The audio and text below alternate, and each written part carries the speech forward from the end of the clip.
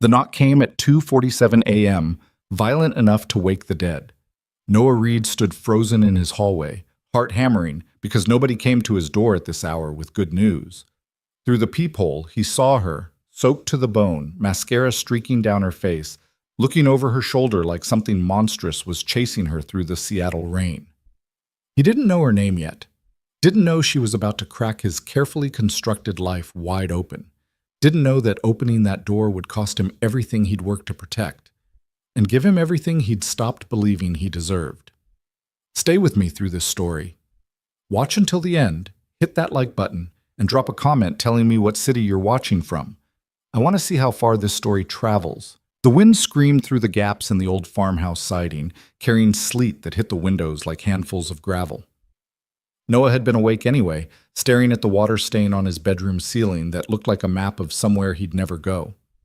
Sleep came hard these days, had for years now, ever since he'd accepted that his life would be measured in small victories, a warm meal for his son, another month's rent paid, another day of keeping the world's chaos away from the only person who mattered. The knock shattered what passed for peace. 3 sharp raps, urgent and demanding, the kind that made his Marine Corps training surge back through muscle memory, even though he'd been a civilian for 8 years. Noah swung his legs out of bed, pulling on the jeans he'd left folded on the chair. The hallway was cold, the heat struggling against the February storm that had been battering the Pacific Northwest for 3 days straight. He checked his son's room first. Habit. The boy was 6 now, sprawled across his bed with that complete abandonment only children could achieve, one arm hanging off the mattress, his stuffed elephant tucked under his chin. Noah pulled the blanket back over him and moved toward the front door. Through the peephole, the woman looked like she'd been pulled from a river. Designer coat. He knew expensive when he saw it, even ruined, plastered to her frame. Blonde hair that probably looked perfect in boardrooms now hanging in dark ropes around her face. But it was her eyes that made him unlock the deadbolt. Wide, desperate, darting to the driveway behind her like she expected demons to materialize from the darkness. Noah opened the door 6 inches, keeping his body blocking the gap. "It's 3 in the morning." "I know." Her voice was raw, like she'd been screaming. "I know. I'm sorry. I saw your light, and I didn't know where else." She wrapped her arms around herself, shaking so hard her teeth chattered. "Please, I just need to get warm, just for a few minutes." Every instinct Noah had cultivated as a father screamed at him to shut the door. Strangers didn't show up at remote farmhouses in the middle of the night with good intentions, but he'd been cold before, scared before, desperate before. He recognized the genuine article. "You hurt?" he asked. She shook her head quickly. No, nothing like that. I need to not be out there right now." Noah stepped back, opening the door. 5 minutes. Then you need to tell me what you're running from, or you need to leave." She practically fell through the doorway, water dripping from her clothes onto the worn hardwood his grandmother had laid 60 years ago. Up close, she looked younger than he'd thought, maybe 25, with the kind of bone structure that suggested money, old money, the kind that bought good teeth and better posture. "Stay here." Noah grabbed a towel from the bathroom, tossed it to her. She caught it reflexively, wrapping it around her shoulders. He noticed her hands then, elegant, manicured, with a tan line on her left ring finger where something substantial had been recently removed. "Coffee?" he offered, moving toward the kitchen. "God, yes, please." The coffee maker was older than his son, but it worked. Noah measured grounds with the precision of someone who'd learned to make every dollar count, listening to the woman drip onto his floor. She hadn't moved from the entryway, like she knew she was barely tolerated here. "You got a name?" he called over his shoulder. A pause. Long enough that he turned to look at her. "Lily," she finally said. "Lily Harper." The name meant nothing to him, but the way she said it suggested it might mean something to someone. "Noah Reed, that's my place you're standing in." "It's a good place." She looked around the small living room, taking in the worn furniture, the child's drawings pinned to the refrigerator with alphabet magnets, the bookshelf made from cinder blocks and planks. "It feels safe." "It is safe. I make sure of that." He poured coffee into 2 mugs, both chipped, both salvaged from the Goodwill in town. Brought one to her. You've got 4 more minutes to tell me why you're here. Lily wrapped her hands around the mug like it was the last warm thing in the world. I left someone. Someone who doesn't take no for an answer. I've been driving for 6 hours and my phone died and I saw your porch light and She met his eyes and Noah saw something crack behind them. I just needed to stop running for 5 minutes. Someone got a name? Marcus Ashford. She said it like she expected recognition. Noah shrugged. Should that mean something to me? For the first time, something like relief crossed her face. No, I guess not. Out here it wouldn't. She sipped the coffee, winced at the temperature, sipped again anyway. He's a venture capitalist, Seattle's golden boy. Very rich, very connected, very used to getting what he wants. And what he wants is you. What he wants is control. The words came out sharp, bitten off. I was convenient, looked good at charity events, didn't ask questions about his business, played the perfect accessory, until I started wanting to be an actual person instead of a decoration. Noah had seen enough of the world to know that money didn't buy happiness, but it usually bought enough distraction to avoid looking at the truth too hard. He hit you? No, never physical. Marcus is too smart for that. Lily set the mug down on the counter, her hands shaking again. He just made sure I knew that everything I had came from him. My apartment, my car, my credit cards, my friends, all his. When I told him I wanted to leave, he reminded me that I couldn't afford to.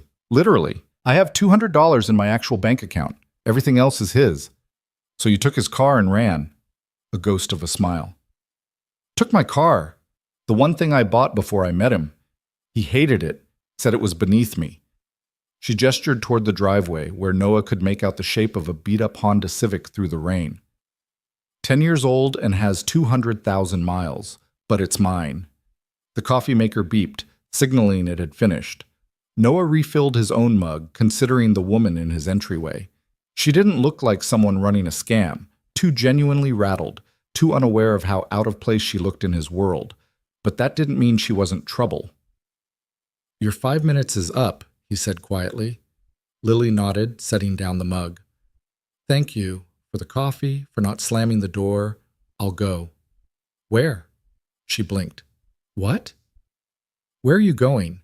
It's 3 a.m. You've got no phone, no plan, and you're running on fumes. He could see it in her eyes. She'd been operating on pure adrenaline and it was running out. I'm not letting you drive in this state. You'll end up wrapped around a tree. I can't stay here. I can't drag you into this mess. Little late for that. You already knocked. Noah ran a hand through his hair, calculating odds he didn't like.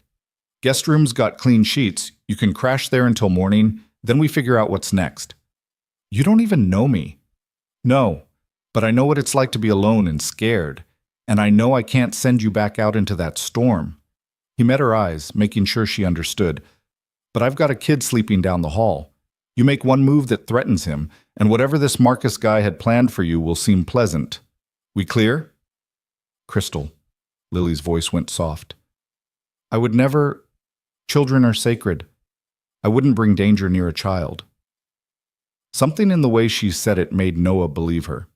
He jerked his head toward the hallway. Second door on the left. Bathroom's across the hall. There's clothes in the dresser. They were my ex-wife's. She left most of her stuff when she took off. Should fit you well enough. Lily followed him down the narrow corridor, stopping when Noah opened the guest room door. It was small, barely more than a converted storage room, but the bed was made and the space heater worked. A window looked out over dark fields that stretched toward distant mountains he couldn't see in the storm. It's perfect, she said, and sounded like she meant it. Lock the door if it makes you feel better. I'll be up at 6 with my son. We'll talk then. Noah turned to leave, then paused. Lily, whatever you're running from, you don't have to run alone. Not tonight, anyway. She didn't answer, but when he closed the door, he heard the lock click. Couldn't blame her for that. Noah didn't sleep. He sat at the kitchen table with his second cup of coffee, listening to the storm batter the house and thinking about all the ways this could go wrong. Marcus Ashford. The name still meant nothing, but that didn't mean the man couldn't make problems. Rich people had long arms, longer memories, and lawyers who got paid to make inconvenient situations disappear. But he'd given his word, And Noah Reed didn't break promises. Not to strangers, not to anyone. At 6:15, he heard small footsteps padding down the hall. His son appeared in the kitchen doorway, elephant under one arm, hair sticking up in 6 directions. "Morning, buddy." Noah scooped him up, felt the solid weight of the only good thing he'd ever made. "Sleep okay?" There was loud rain. His son pressed his face against Noah's shoulder, still half asleep. It was scary. "Just a storm. It's passing now." Noah carried him to the window, where dawn was starting to gray the eastern sky. The rain had gentled to a drizzle. "See? All better. Can we have pancakes? You know what? Yeah, pancakes sound good." Noah set his son down at the table, pulling out the mixing bowl. The familiar rhythm of breakfast settled his nerves. Measure flour, crack eggs, pretend everything was normal, and the woman sleeping in his guest room wasn't about to complicate his carefully ordered life. He was flipping the second pancake when Lily appeared in the kitchen doorway. She'd changed into clothes from the dresser, sweatpants and a flannel shirt that had belonged to Rebecca, back when Rebecca still thought marriage to a working-class veteran might be romantic instead of limiting. The clothes hung loose on Lily's frame, and she'd pulled her hair back into a wet ponytail. Without makeup, she looked younger, more vulnerable, and absolutely terrified of the 6-year-old staring at her from the kitchen table. "Hi," she said, quietly. Noah's son pressed closer to his elephant, suspicious. "Who are you?" "This is Lily," Noah said, keeping his voice calm. "She's a friend who needed a place to stay last night. Lily, this is my son, James." "It's very nice to meet you, James." Lily stayed in the doorway, clearly uncertain of protocol. "I like your elephant." "His name is George." James held up the stuffed animal like evidence. "He's an African elephant, not an Indian elephant. You can tell by the ears." "I see that now. George has very impressive ears." Some of the tension left James's shoulders. "Do you like pancakes?" "I love pancakes. Daddy makes the best ones. He puts chocolate chips in them, but only sometimes because sugar is a sometimes food." Noah caught Lily's eye, saw her fighting a smile. "You heard the man. Grab a plate." Breakfast was strange but not uncomfortable. James dominated the conversation with a 6-year-old's complete lack of filter, explaining his detailed theories about dinosaurs, why blue was the best color, and how his friend Tyler at school could burp the entire alphabet. But he could only get to M. Lily listened like James was presenting a doctoral thesis, asking questions, laughing at the right moments. Noah watched her relax increment by increment, until she was actually eating instead of pushing food around her plate. "Can you burp letters?" James asked her seriously. "I've never tried. That seems like an advanced skill." "Tyler says girls can't burp, but I don't think that's true because Sarah Murphy burped really loud at lunch, and Mrs. Peterson said it was unbecoming, but she still did it." "Tyler sounds like he might not know everything about girls," Lily said diplomatically. "Yeah," James nodded sagely. "Boys don't know a lot about girls. Daddy says that all the time." Noah pointed his fork at his son. "I say that about grown women, not 6-year-olds. "What's the difference?" "About 20 years and a whole lot of complications." Noah stood, collecting plates. "Speaking of which, finish your milk, buddy. Bus comes in 30 minutes. James groaned but obeyed, draining his glass with theatrical suffering. Noah sent him to get dressed, waiting until he heard the bedroom door close before turning to Lily. "So, morning. How are you holding up?" She wrapped her hands around her coffee mug, a gesture he was starting to recognize as her default when uncertain. "Better than I expected. Your son is wonderful." "He's the best thing I ever did." Noah leaned against the counter, studying her. In daylight, the fear from last night had settled into something more like exhaustion. "You need to call someone? Let people know you're okay?" "There's no one to call. My parents died when I was 22. Car accident. I don't have siblings, and my friends—" She trailed off, bitterness creeping into her voice. "My friends are Marcus's friends. I figured that out when I tried to talk to them about leaving. Suddenly, everyone was busy." "What about work?" "I don't work. Marcus said it wasn't necessary, that my job was managing our social calendar and supporting his career." She said it like she was quoting someone else's words. "I have a degree in art history from Columbia. I wanted to work at a museum, curate collections, help preserve beautiful things. Instead, I planned dinner parties and wore the right dresses and smiled until my face hurt. Noah had met plenty of people in his life who confused luxury with living. Didn't make it easier to watch someone wake up to the difference. So what's the plan now? I don't know. The admission seemed to cost her. I've been running on instinct since I left. I grabbed my car keys and drove. Didn't pack a bag, didn't think it through. I just knew if I stayed one more night, I'd never leave. He threatened you? Not in words, but the way he looked at me when I said I wanted my own life. Lily shuddered, like I was a possession that had malfunctioned, something to be fixed or replaced. James burst back into the kitchen, backpack slung over one shoulder, shoes on the wrong feet. I'm ready. Noah fixed the shoes, handed his son a lunchbox. Remember, we're having grilled cheese tonight, your favorite. Can Lily stay for grilled cheese? The question hung in the air. Noah looked at Lily, saw her eyes widen slightly, saw her calculate the same risk-reward analysis he was running in his own head. If she wants to, Noah said carefully, but Lily's got her own life. She might need to go. I don't have anywhere I need to be, Lily said quietly. If it's okay with your dad, I'd love to stay for grilled cheese, James beamed. You can meet George's whole family. I have 12 elephants now. The school bus horn echoed from the road. Noah walked James to the door, watched him run down the muddy driveway, waited until the bus pulled away before heading back inside. Lily hadn't moved from the table. I shouldn't have said that. About staying, I'm sorry. Why'd you say it then? Because I haven't had anywhere I wanted to be in 3 years, and your house feels like somewhere I could breathe. She looked up at him, something raw in her expression. But I know this isn't my life. I know I'm intruding. I can leave right now if you want. Noah poured himself more coffee, buying time to think.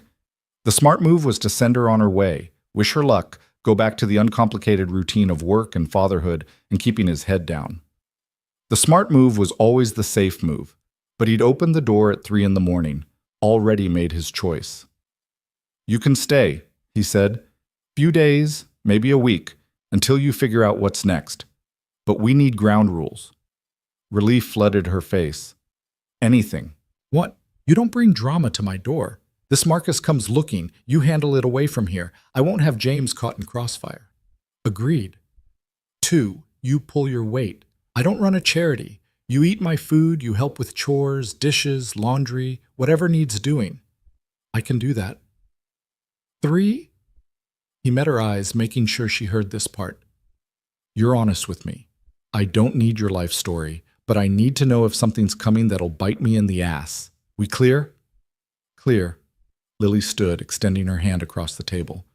Thank you, Noah. You have no idea what this means. Her hand was soft, uncalloused, the hand of someone who'd never done hard labor, but her grip was firm, and when Noah shook it, he felt the tremor that said she was barely holding herself together. Don't thank me yet, he said. You haven't seen my list of chores. The list turned out to be extensive.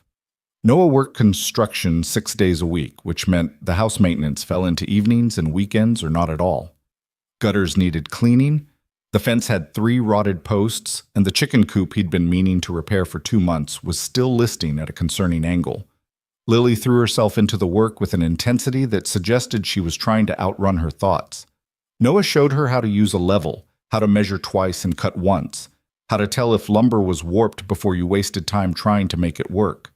She asked questions, took direction without ego, and didn't complain when she smashed her thumb with a hammer. You're tougher than you look, Noah said, watching her wrench a stubborn nail from old wood. I was on the rowing team at Columbia, made varsity my sophomore year. Lily wiped sweat from her forehead, leaving a streak of dirt. Turns out all those mornings on the water translate to manual labor pretty well. Why'd you stop? Marcus said it wasn't elegant. That showing up to events with calloused hands sent the wrong message. She stared at the nail in her hand like it contained the answers to questions she'd stopped asking. I gave up a lot of things because they didn't fit his aesthetic. Noah hammered in a replacement board, testing its stability. Man's a fool. Why do you say that? Anyone who tries to sand off the parts of a person that make them strong is just scared they'll figure out they don't need saving. He moved to the next broken section. You row because you loved it? or because you were good at it? Both. I loved the quiet of early morning on the water, the way the boat would glide when we found perfect sync. But I also loved winning. Is that terrible? Nah, winning's not terrible. It's honest. Noah glanced at her. You miss it? Every day. The admission seemed to surprise her. I didn't realize how much until just now. They worked in comfortable silence after that, the kind of quiet that didn't need filling. Noah had forgotten what it was like to work alongside someone who didn't feel the need to perform. Rebecca had always needed noise, distraction, constant validation that she was doing things right. Lily just worked, making mistakes but learning from them, not asking for praise when she finally got the fence post set correctly. By the time they picked James up from the bus stop, Lily's hands were blistered and her clothes were filthy, but she looked more alive than she had that morning. You fixed the fence! James launched himself at the repaired section like it was a miracle. Daddy's been saying he'd do that forever. Your dad did most of it, Lily said. I just helped. Lily did half, Noah corrected. Maybe more, she's a quick study. James examined their work with exaggerated seriousness. It's very good. George thinks so too. High praise. Lily smiled, and Noah noticed it reached her eyes this time. I'm honored. Grilled cheese dinner was chaos in the way only meals with 6-year-olds could be. James insisted on demonstrating his new skill of cutting his own sandwich, which resulted in geometric shapes that defied description. Lily listened to a 20-minute explanation of why sharks were misunderstood, and actually very nice if you were respectful to them. Tyler says sharks will eat anything, James explained seriously. But I told him that's not true. Sharks are very picky eaters. They mostly want seals.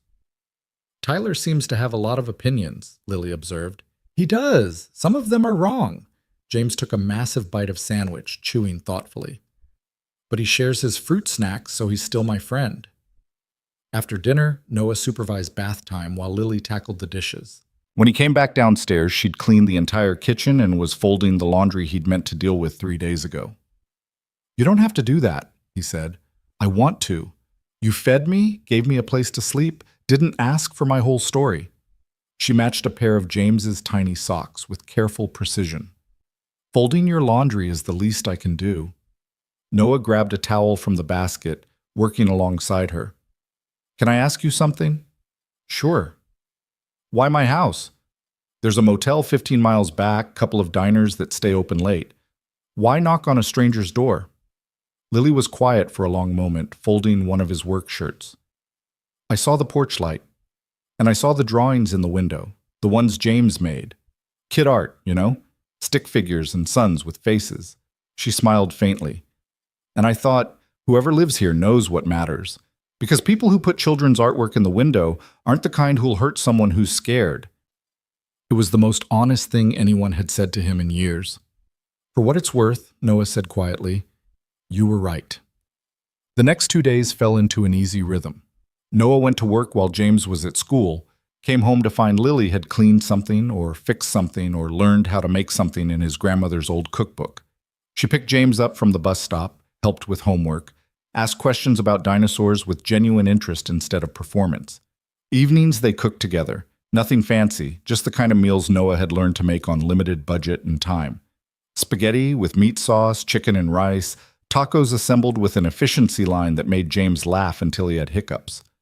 On the third night, after James was asleep, Lily found Noah on the porch. He'd gotten into the habit of sitting out here after dark, watching the fields and drinking cheap whiskey that burned all the way down. Can I join you? She asked. Noah gestured to the empty chair. Free country. She settled into the weathered Adirondack chair his grandfather had built, pulling a blanket around her shoulders against the cold. I used to have a balcony. 32nd floor, overlooking Elliott Bay.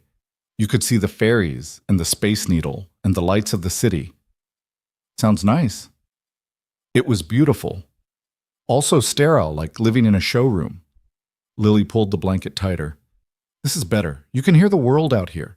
Owls and wind and real quiet instead of the hum of climate control. Noah offered her the whiskey bottle. She took it, sipped, winced. That's terrible, she said, then took another drink. Yep, but it's honest terrible, no pretense about it. They passed the bottle back and forth, watching stars emerge from clouds. Noah felt something shift in the silence. Not attraction exactly, though he'd be lying if he said he hadn't noticed she was beautiful.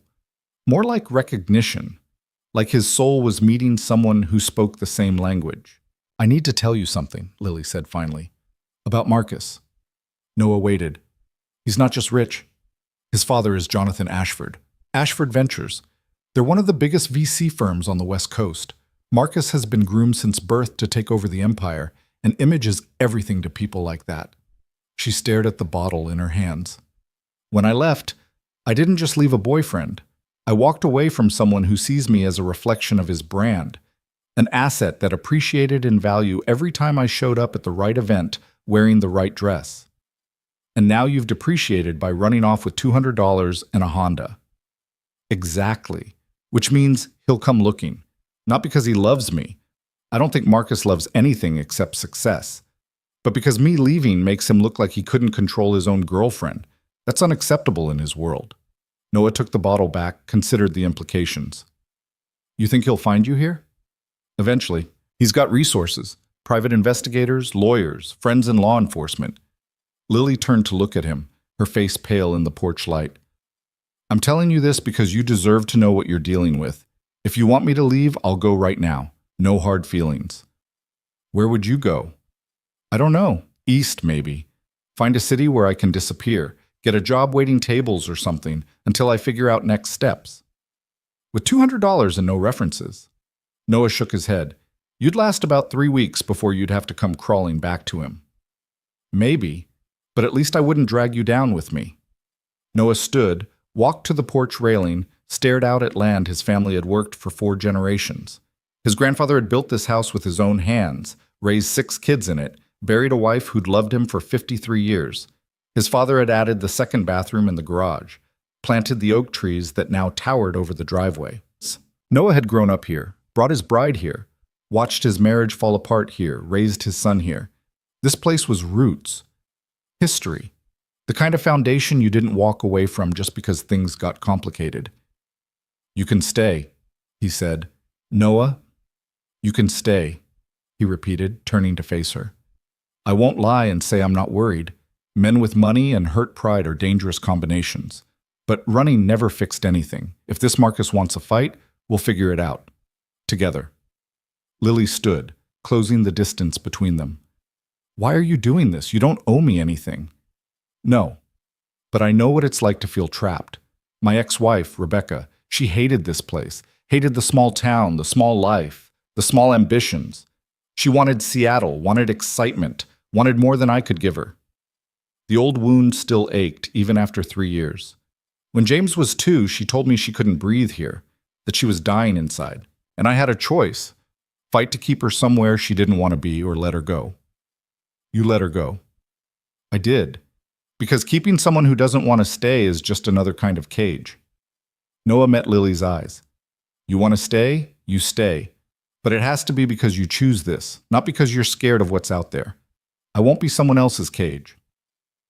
Something shifted in Lily's expression. Understanding, maybe, or respect. "I'm not running from you. I'm running towards something I can't name yet. But being here, with you and James, in this house, it feels like I can breathe for the first time in years." "Then breathe," Noah said simply. "Stay as long as you need to figure out what comes next." She kissed him then, soft and unexpected, tasting like cheap whiskey, and something that might have been hope. Noah let himself fall into it for 3 heartbeats before he pulled back. "We can't," he said, even though everything in him wanted to. "Why not?" "Because you're figuring out who you are without him. And I won't be the next man who makes you into what he needs." He touched her face gently, then dropped his hand. "When you know who you are, what you want, where you're going, if you still feel this, we'll talk. But not before." Lily nodded slowly, tears catching starlight. "You're a good man, Noah Reed." "I'm trying to be. For James, for myself." He picked up the whiskey bottle, handed it to her. "Finish this if you want. I'm going to bed." He left her on the porch, went inside, checked on James one more time. His son slept like the angels people claimed existed, but Noah had stopped believing in, peaceful and perfect, and utterly trusting that tomorrow would be safe because his father made it so. Noah stood in the doorway, watching his child breathe, and wondered what the hell he'd just invited into their lives. The call came on Saturday morning while Noah was teaching James how to check the oil in his truck. His phone buzzed in his pocket. A Seattle number he didn't recognize. He almost didn't answer, but something made him slide his thumb across the screen. "Noah Reed," he said, wiping grease from his hands onto his jeans. "Mr. Reed, my name is David Chen. I'm an attorney representing Marcus Ashford." The voice was smooth, professional, the kind that charged $600 an hour to sound reasonable while destroying lives. "I believe you're currently providing shelter to Lily Harper." Noah's gut clenched, but he kept his voice level. "And if I am? Then I need to inform you that Ms. Harper is mentally unwell. She left Seattle in a state of psychological distress, and Mr. Ashford is deeply concerned for her safety. We're hoping to resolve this situation quietly, for everyone's benefit." "Lily seems pretty clear-headed to me." "Mr. Reed, I understand you're trying to help, but you don't know the full situation. Ms. Harper has a history of erratic behavior, poor decision-making. Mr. Ashford has been supporting her financially and emotionally for 3 years. He simply wants to ensure she receives the care she needs." Through the kitchen window, Noah could see Lily hanging laundry on the clothesline he'd repaired 2 days ago. She was laughing at something James had said, her face tilted toward weak winter sun. She didn't look unwell. She looked alive. "Here's what I know," Noah said carefully. "I know a woman showed up at my door scared and running. I know she's been nothing but helpful and kind since she got here. And I know I don't appreciate strangers calling to tell me what to think about people I'm getting to know myself." A pause. When Chen spoke again, the warmth had left his voice.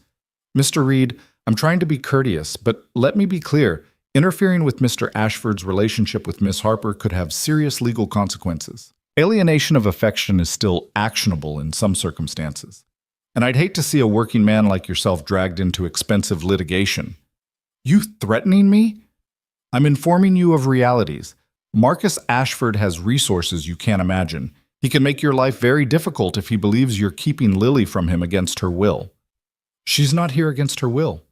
She's here because she chose to be." "That's not how Mr. Ashford sees it." Chen's tone shifted, became almost sympathetic. "Look, I'll be straight with you. Marcus is willing to compensate you for your trouble. $10,000 for the inconvenience, and you convince Lily to come home. Everyone walks away happy." Noah felt something cold settle in his chest. "You're trying to buy her back." "I'm trying to resolve this efficiently. That money could mean a lot to someone in your position. New roof, college fund for your son. All you have to do is step aside and let Marcus handle his own relationship." "My position," Noah repeated slowly. "You mean poor." "I mean pragmatic. You've helped a stranger. That's admirable. But this isn't your fight, Mr. Reed. Don't make it one." Noah looked at James, who was now trying to climb into the truck bed, all knees and elbows in complete faith that his father would catch him if he fell. Looked at Lily, who'd stopped laughing and was watching him through the window, clearly sensing something was wrong. "Tell Mr. Ashford that Lily's an adult who makes her own choices. She wants to talk to him. She knows how to use a phone. She doesn't. That's her decision. And you can tell him that his money doesn't mean shit to me." Noah ended the call, hands shaking with anger he hadn't felt in years. Lily came through the back door, laundry basket balanced on her hip. "Who was that?" "Marcus's lawyer offering me 10 grand to send you back." All color drained from her face. "Oh God, Noah, I'm so sorry. I told you he'd come." "Hey!" Noah caught her arm gently. "Breathe. I turned him down." "You shouldn't have. That's real money.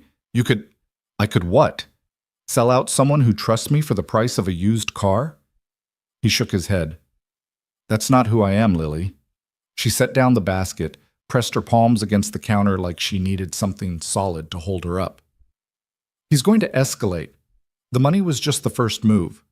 When that doesn't work, he'll try something else." "Let him try." Noah poured coffee, pushed a mug toward her. "I've dealt with bullies before. Different uniforms, same playbook. This isn't like high school, Noah. Marcus has lawyers, investigators, connections. He could make things very difficult for you." "Maybe, but I sleep fine at night. Can he say the same?" James burst through the door, elephant tucked under his arm. Daddy, can we go to the library? Mrs. Chen said there's new dinosaur books. After lunch, buddy. Noah ruffled his son's hair.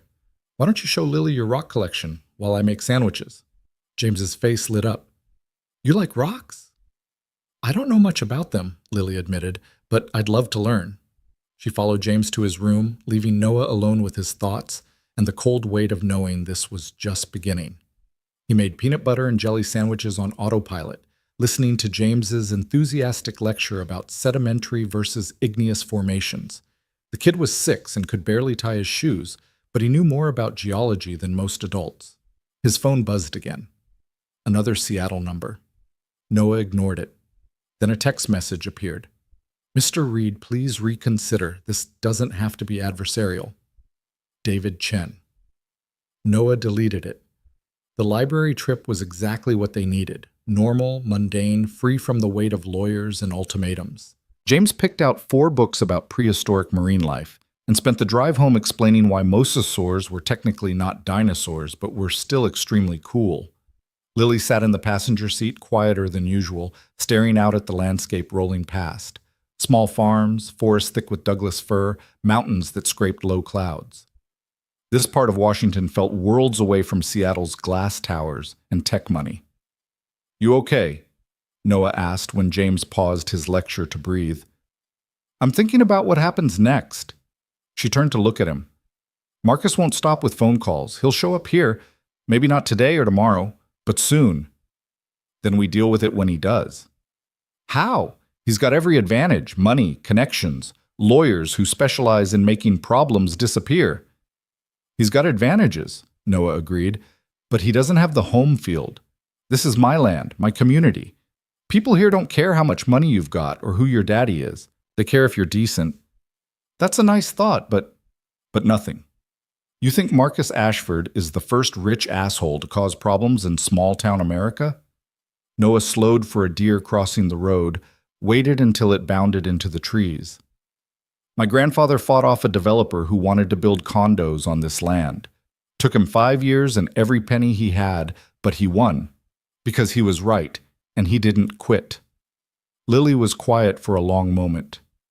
Your grandfather sounds like he was a good man. He was stubborn as hell and meaner than a snake when cornered, but yeah, he was good. Noah glanced at her. Point is, being right matters. Having people who'll stand with you matters. Money's just money. I wish I believed that. You will. Give it time. That night, after James was asleep, they sat at the kitchen table with mugs of tea Lily had made. Some herbal thing she'd found at the back of a cabinet that actually wasn't terrible. Noah's laptop was open between them, Lily's fingers flying across the keyboard as she searched for something. What are you looking for? He asked. Options. Jobs I could do without references, places I could afford on minimum wage, ways to become financially independent so I'm not trapped again. Noah watched her work, saw the determination in the set of her jaw. You ever worked before Marcus? During college, I had a work-study position at the University Art Gallery. Loved every minute of it. After graduation, I interviewed at 3 museums, got offers from 2. Then I met Marcus at a charity auction, and suddenly I was too busy with his world to pursue mine. So pursue it now. With no recent work history, no references, no portfolio. Lily laughed bitterly. I'm 25 years old, and on paper I've done nothing but attend parties for 3 years. That's not nothing. You managed schedules, coordinated events, dealt with people. That's project management, public relations, logistics. Noah leaned back in his chair. You're looking at this wrong. You didn't waste 3 years, you just documented them poorly. She stopped typing, considered this. You really think someone would hire me? I think you're smart, capable, and willing to work. That puts you ahead of half the people applying for jobs. He closed the laptop gently. But maybe don't apply to fancy Seattle museums. Start smaller. The County Historical Society, the Community Center. Build back up. That feels like giving up. No, it feels like being strategic. You can't fight Marcus from a position of weakness. You need income, independence, a paper trail that shows you're thriving without him. Noah met her eyes. Right now, he's banking on you failing, coming back because you have no choice. Prove him wrong. Lily's expression shifted, something hardening behind her eyes, determination replacing doubt. You're right. I've been thinking like a victim instead of thinking like someone who survived. You did more than survive. You got out.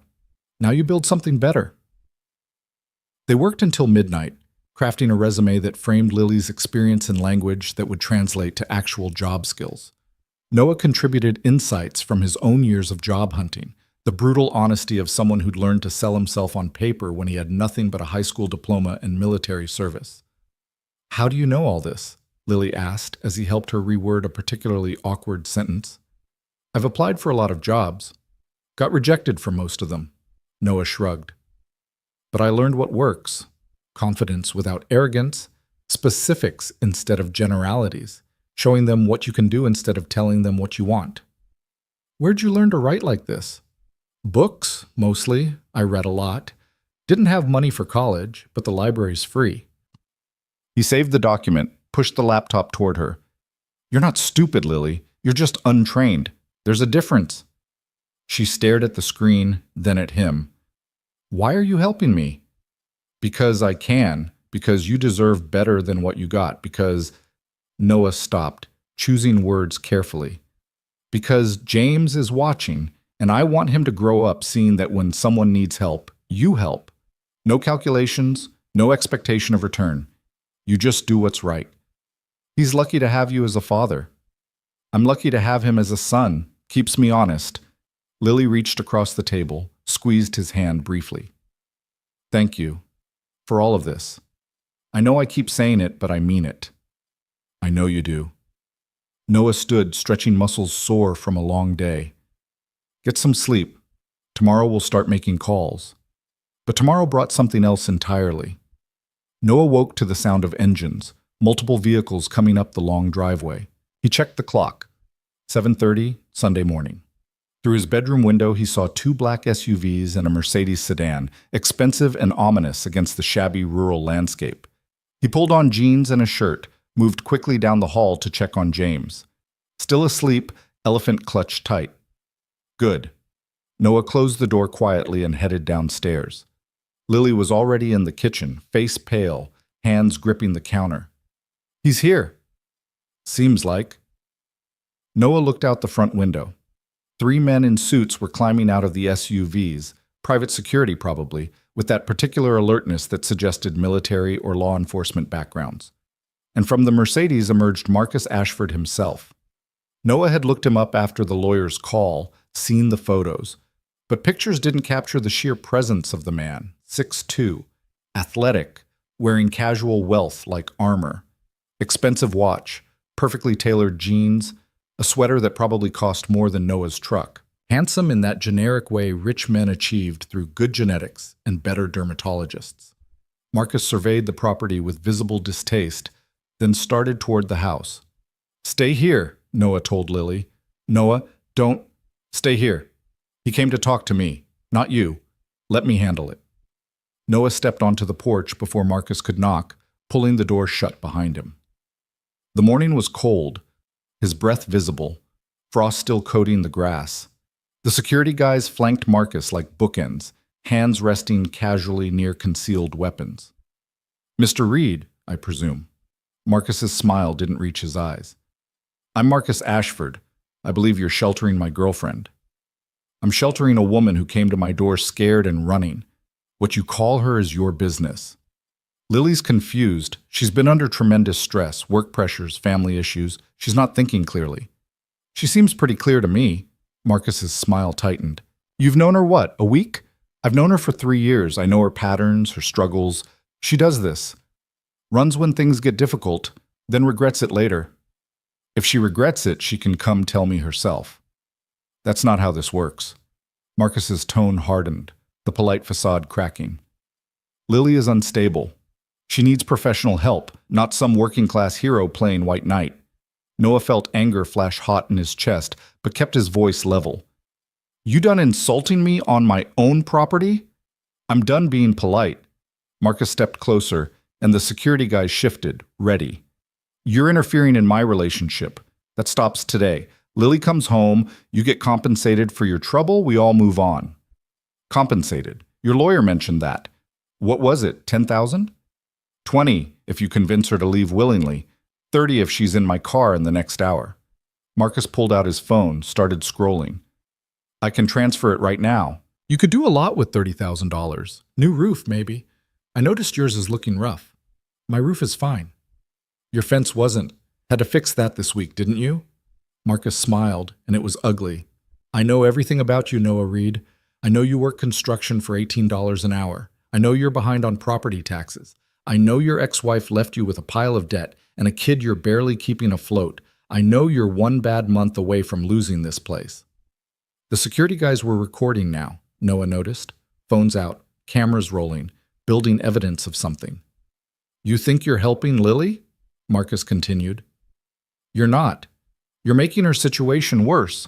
Because when she comes back, and she will come back, I'll remember that you made this difficult. I'll remember that you turned down reasonable offers, and I can make your life very, very complicated. Threaten me all you want. Lily's an adult. She stays or goes on her own choice, not yours or mine. You self-righteous... Marcus caught himself, forced calm back into his voice. Fine. Let's try this another way. Lily! He raised his voice, projecting toward the house. Lily, I know you can hear me. Come out here. Let's talk about this like adults. The door opened, but it wasn't Lily who emerged. It was James, rubbing sleep from his eyes, elephant dragging behind him. Daddy? What's all the noise? Noah's blood ran cold. James, go back inside. But I heard yelling. Inside. Now. Noah's voice came out harder than intended, fear making him sharp. James's face crumpled, but he obeyed, retreating into the house. Marcus watched this exchange with interest. That's your son? Cute kid. How old? None of your business. 6, 7. Tough age for a single parent. School, activities, childcare costs.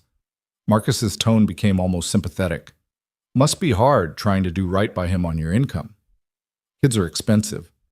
The implied threat hung in the air, ugly and unmistakable. Noah descended the porch steps slowly, closing the distance between them until he was close enough to see his reflection in Marcus's expensive sunglasses. You just made a mistake, Noah said quietly. You brought my son into this. That changes things. I'm merely observing. You're threatening a child. That's what you're doing, and I don't care how much money you have or how many lawyers you can afford. You threaten my kid, we're done being civil. One of the security guys moved forward, but Marcus waved him back. I wasn't threatening anyone. I was stating facts. Facts like how Child Protective Services might be concerned about a single father harboring a fugitive. She's not a fugitive. Creating an unstable environment for a minor child. The authorities take that sort of thing seriously. Marcus smiled. Or maybe the county would be interested in those property tax arrears. I understand they can seize land for unpaid debts. Noah's hands clenched into fists, but he held himself still. Violence was what Marcus wanted. Evidence of instability, proof that Noah was dangerous. He wouldn't give him that satisfaction. You need to leave, Noah said. You're trespassing on private property. I'm asking you politely one time to get in your car and go. Or what? You'll call the sheriff? Marcus laughed. Dave Morrison and I went to prep school together. Good guy. We play golf every few months when he's in Seattle. Then I guess you'll have an interesting conversation with him about why you drove 2 hours to harass a working man on a Sunday morning. Noah pulled out his phone. Let's find out how that goes. For the first time, uncertainty crossed Marcus's face. You're making a mistake. So are you. Noah started dialing. Last chance to leave peacefully. Marcus stared at him for a long moment, calculation clear in his eyes. Then he turned to his security team. Get the cameras on the property. I want documentation of the house, the outbuildings, everything. If Lily's being held against her will, we'll need evidence. You're not searching my property. I don't need to search. I just need to document. Marcus gestured, and the security guys fanned out, filming the house, the barn, the chicken coop. This place is a disaster. Unsafe for habitation, probably. Definitely unsafe for a child. Noah finished dialing, held the phone to his ear. The sheriff's office rang twice before someone picked up. Barton County Sheriff, this is Deputy Williams. Hey, Sarah, it's Noah Reed. I've got trespassers on my property who are refusing to leave. Could use some assistance out here. Noah? Everything okay? You sound tense. 3 men with cameras filming my house without permission. One of them's Marcus Ashford from Seattle. Says he knows Dave Morrison. A pause. Marcus Ashford, the VC guy. That's him. He's looking for someone staying with me. Won't take no for an answer. I'll send someone out. 15 minutes. Appreciate it. Noah ended the call, looked at Marcus. Sheriff's on the way. You want to wait around and explain this to her? That's your choice. Marcus's jaw tightened. This isn't over. Didn't think it was. I'll be back with proper legal authority. Court orders, custody claims if necessary. You're in over your head, Mr. Reed. Maybe. But I'm standing on my own land telling the truth. Can you say the same? Marcus started toward his car, then turned back. Tell Lily I love her. Tell her I'm willing to forgive this episode if she comes home today. After today, things get complicated. Tell her yourself if she wants to hear it. The Mercedes door slammed. Engines roared to life. The small convoy rolled back down the driveway, kicking up gravel and leaving silence in their wake. Noah stood alone on his porch, adrenaline still coursing through his veins, hands shaking with delayed reaction. The door opened behind him. Lily stepped out, James on her hip, both of them pale. I'm sorry, she said. I'm so sorry, Noah. He threatened James. I know. Noah took his son from her, held him tight. It's okay, buddy. Just some confused people who got lost. They're gone now. They were scary, James whispered against his neck. I know, but they can't hurt us. Daddy won't let them. Lily wrapped her arms around herself, tears streaming down her face. I should leave. I can't let him use James against you. I can't. Stop. Noah set James down gently. Go pick out a movie, buddy. Something with dinosaurs. James ran inside, sensing adult conversation brewing. Noah turned to Lily, saw her breaking apart. You're not leaving, he said firmly. You heard him. He'll come after you, after James. He'll use the system against you, CPS, tax authorities, everything. I won't let that happen. You won't let it? Noah caught her shoulders gently. Lily, this isn't your choice alone anymore. Marcus made it my fight when he threatened my son. And I don't run from fights. This isn't your war. Yes, it is. The second he mentioned James, it became personal. Noah's voice was steel wrapped in calm. I've dealt with bullies my whole life. Rich ones, poor ones, uniformed ones. They all work the same, find the pressure point, push until you break. But I don't break. Noah, we stand together or we fall apart. Your choice. But if you stay, you fight with me. No running, no giving up when things get hard. We see this through to the end, whatever that looks like. Lily stared at him, something shifting behind her eyes. Why? Why would you do this? You barely know me. I know enough. I know you're brave enough to run. I know you're kind enough to do laundry and read to my son. I know you laugh at James's terrible jokes, and you work without complaining, and you're trying to build something real out of nothing. Noah released her shoulders, stepped back. That's enough for me. She kissed him then, desperate and grateful and scared all at once. Noah let it happen for 3 heartbeats before he pulled back gently. Not like this, he said. Not when you're scared and feeling grateful. When this is over, when you're free and clear and choosing from strength instead of fear, then we talk about this. You're infuriating. I'm patient. There's a difference. He smiled slightly. Come on. We've got a sheriff coming and a 6-year-old who needs reassurance that the world isn't falling apart. Deputy Sarah Williams arrived 12 minutes later in a cruiser that had seen better decades. She was 50-something, tough as boot leather, with eyes that missed nothing. Noah had known her since high school, trusted her to shoot straight. So, she said, climbing out of the car. Marcus Ashford showed up at your door? With security and cameras. Wanted to take Lily back to Seattle.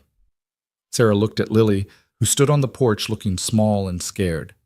You want to go with him, ma'am? No. Lily's voice was clear, steady. I left him. I'm staying here voluntarily. He say anything threatening? Implied he could make trouble with CPS, property taxes, his connections. Noah kept his tone factual. Made sure to mention my son specifically. Sarah's expression hardened. That's not appropriate. You get it on recording? No, happened too fast.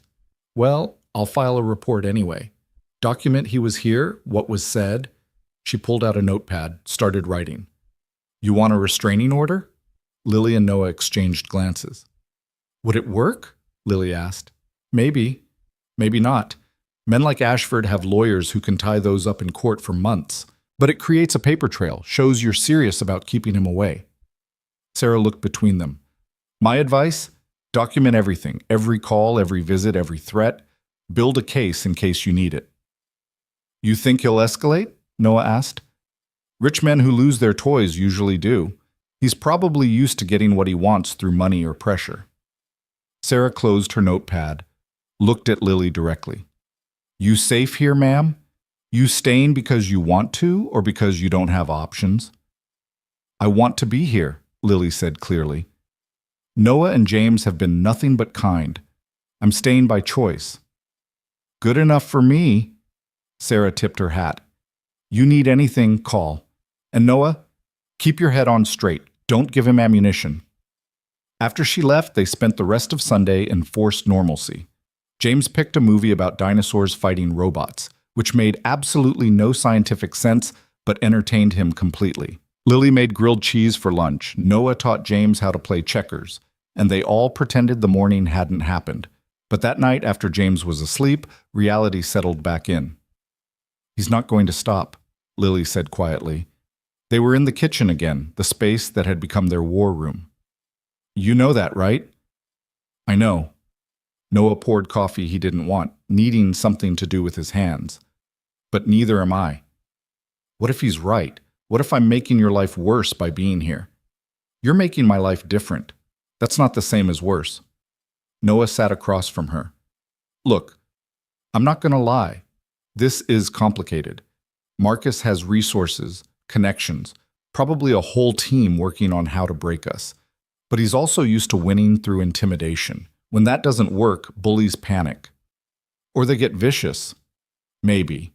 But vicious leaves evidence, and evidence works both ways. Noah pulled out his phone, showed her the recording he'd started during Marcus's visit. Got most of his little speech about my taxes and CPS. Not admissible in court, probably, but useful for establishing pattern if things escalate. Lily's eyes widened. You recorded him? Started when he mentioned James. Figured we'd need documentation. Noah saved the file to 3 different locations. We fight smart, not hard. Use his own tactics against him. When did you learn to think like this? Marines, mostly. Then single parenthood. You learn to plan for worst-case scenarios when you're responsible for someone who can't defend themselves. Noah met her eyes. I won't let him hurt my son.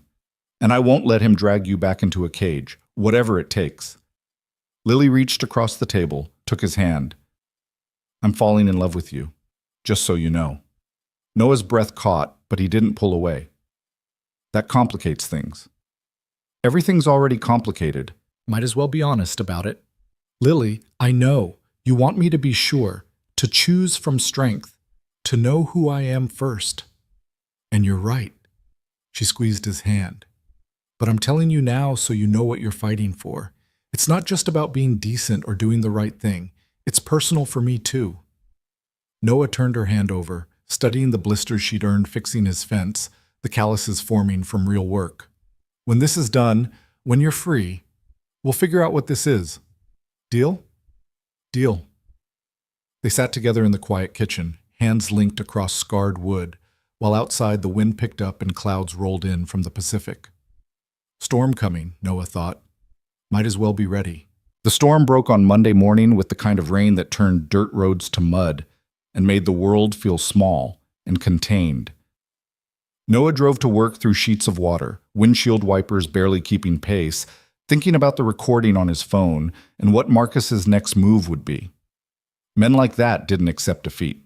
They regrouped, found new angles, came back harder. He was right. The first sign came at 10:30 when his supervisor pulled him off the framing crew. "Reed, you got a call in the office. Says it's urgent." Noah's gut tightened. Nobody called him at work unless something was wrong with James.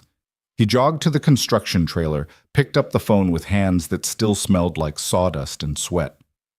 "Mr. Reed, this is Amanda Foster from Barton County Child Protective Services." The woman's voice was professional, carefully neutral. "I need to schedule a home visit to discuss some concerns that have been brought to our attention regarding your son's living situation." The world tilted sideways. "What concerns?" "I'm not at liberty to discuss details over the phone, but we've received a report alleging unsafe conditions and the presence of an unstable individual in the home. We take all reports seriously, so I'll need to conduct an assessment." Marcus. It had to be Marcus. Noah forced his voice to stay calm. "When?" "I have an opening tomorrow at 2 o'clock. Will you be available?" "I'll make myself available." Noah gripped the phone hard enough to hurt. "Can I ask who filed the report?" "Reports can be made anonymously, Mr. Reed. Our concern is solely the welfare of the child." "My son is fine, better than fine. He's safe, fed, loved, and in a stable home." "I'm sure that's true. This is just standard procedure. 2 o'clock tomorrow?" "I'll be there." Noah hung up, stared at the phone like it might bite him. His supervisor hovered in the doorway, concerned. "Everything okay?" "Family stuff. I need tomorrow afternoon off." "You got it. Take what you need." Noah worked the rest of the day on autopilot, muscle memory handling the tasks while his mind raced through scenarios. CPS visits were serious. They had authority to remove children from homes they deemed unsafe. And Marcus would have made sure his complaint sounded legitimate, probably hired someone to file it, used language that would trigger immediate investigation. He called Lily from the truck during lunch break, sitting in the cab while rain drummed on the roof. "CPS is coming tomorrow," he said without preamble. "Marcus filed a complaint." Silence. Then, "Oh God, Noah, I'm so sorry. This is exactly what I was afraid of." "It's a bluff, has to be. They'll come, see James is healthy and happy, and close the case. Unless Marcus made it convincing enough that they dig deeper. What if they find some code violation or safety issue? Old houses always have something wrong." Her voice was rising, panic threading through. "What if they take James while they investigate?" "They won't." Noah said it with more confidence than he felt. "We've got 24 hours to make sure the house is perfect. Every smoke detector working, every outlet covered, everything documented. I should leave. If I'm gone when they arrive, there's nothing to investigate." "No." The word came out harder than intended. "Running makes you look guilty. Makes me look like I was hiding something. We face this together, show them you're a responsible adult helping out, not some unstable stranger." "But I am a stranger. I've been here less than 2 weeks." "So we tell the truth. You needed help. I provided it. You've been contributing to the household. It's not illegal to have a house guest." Noah watched rain cascade down the windshield, blurring the construction site into impressionist shapes. "Trust me, Lily. Running now would be the worst thing you could do." She was quiet for a long moment. "Okay. What do you need me to do?" "Make a list of everything you've done since you got here. Chores, repairs, time with James. We document that you've been helpful, stable, appropriate." He started the truck, windshield wipers clearing his view. "And call that community center we looked at. Set up an interview. Show you're actively job hunting, building a future." "You think they'll check?" "I think Marcus will have thought of everything, so we need to be 3 steps ahead." That night, they worked until midnight.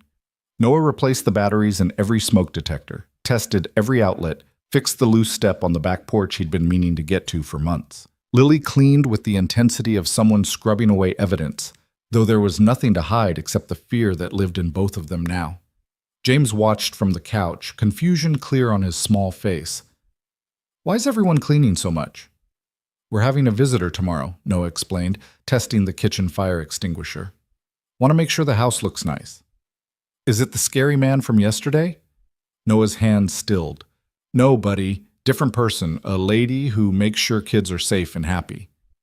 "Am I not safe?" James's voice went small, worried in the way only children could be when their foundation shifted. Noah crossed the room, knelt in front of his son. You're completely safe, the safest kid in the whole state. But sometimes people whose job is checking on safety need to see for themselves. So tomorrow a nice lady will come, ask some questions, and then she'll go away knowing you're exactly where you should be. With you and Lily? With me. Lily's a friend staying with us, remember? But she makes good pancakes and she knows about rocks. James looked at Lily, who'd frozen mid-wipe of the kitchen counter. Can she stay forever?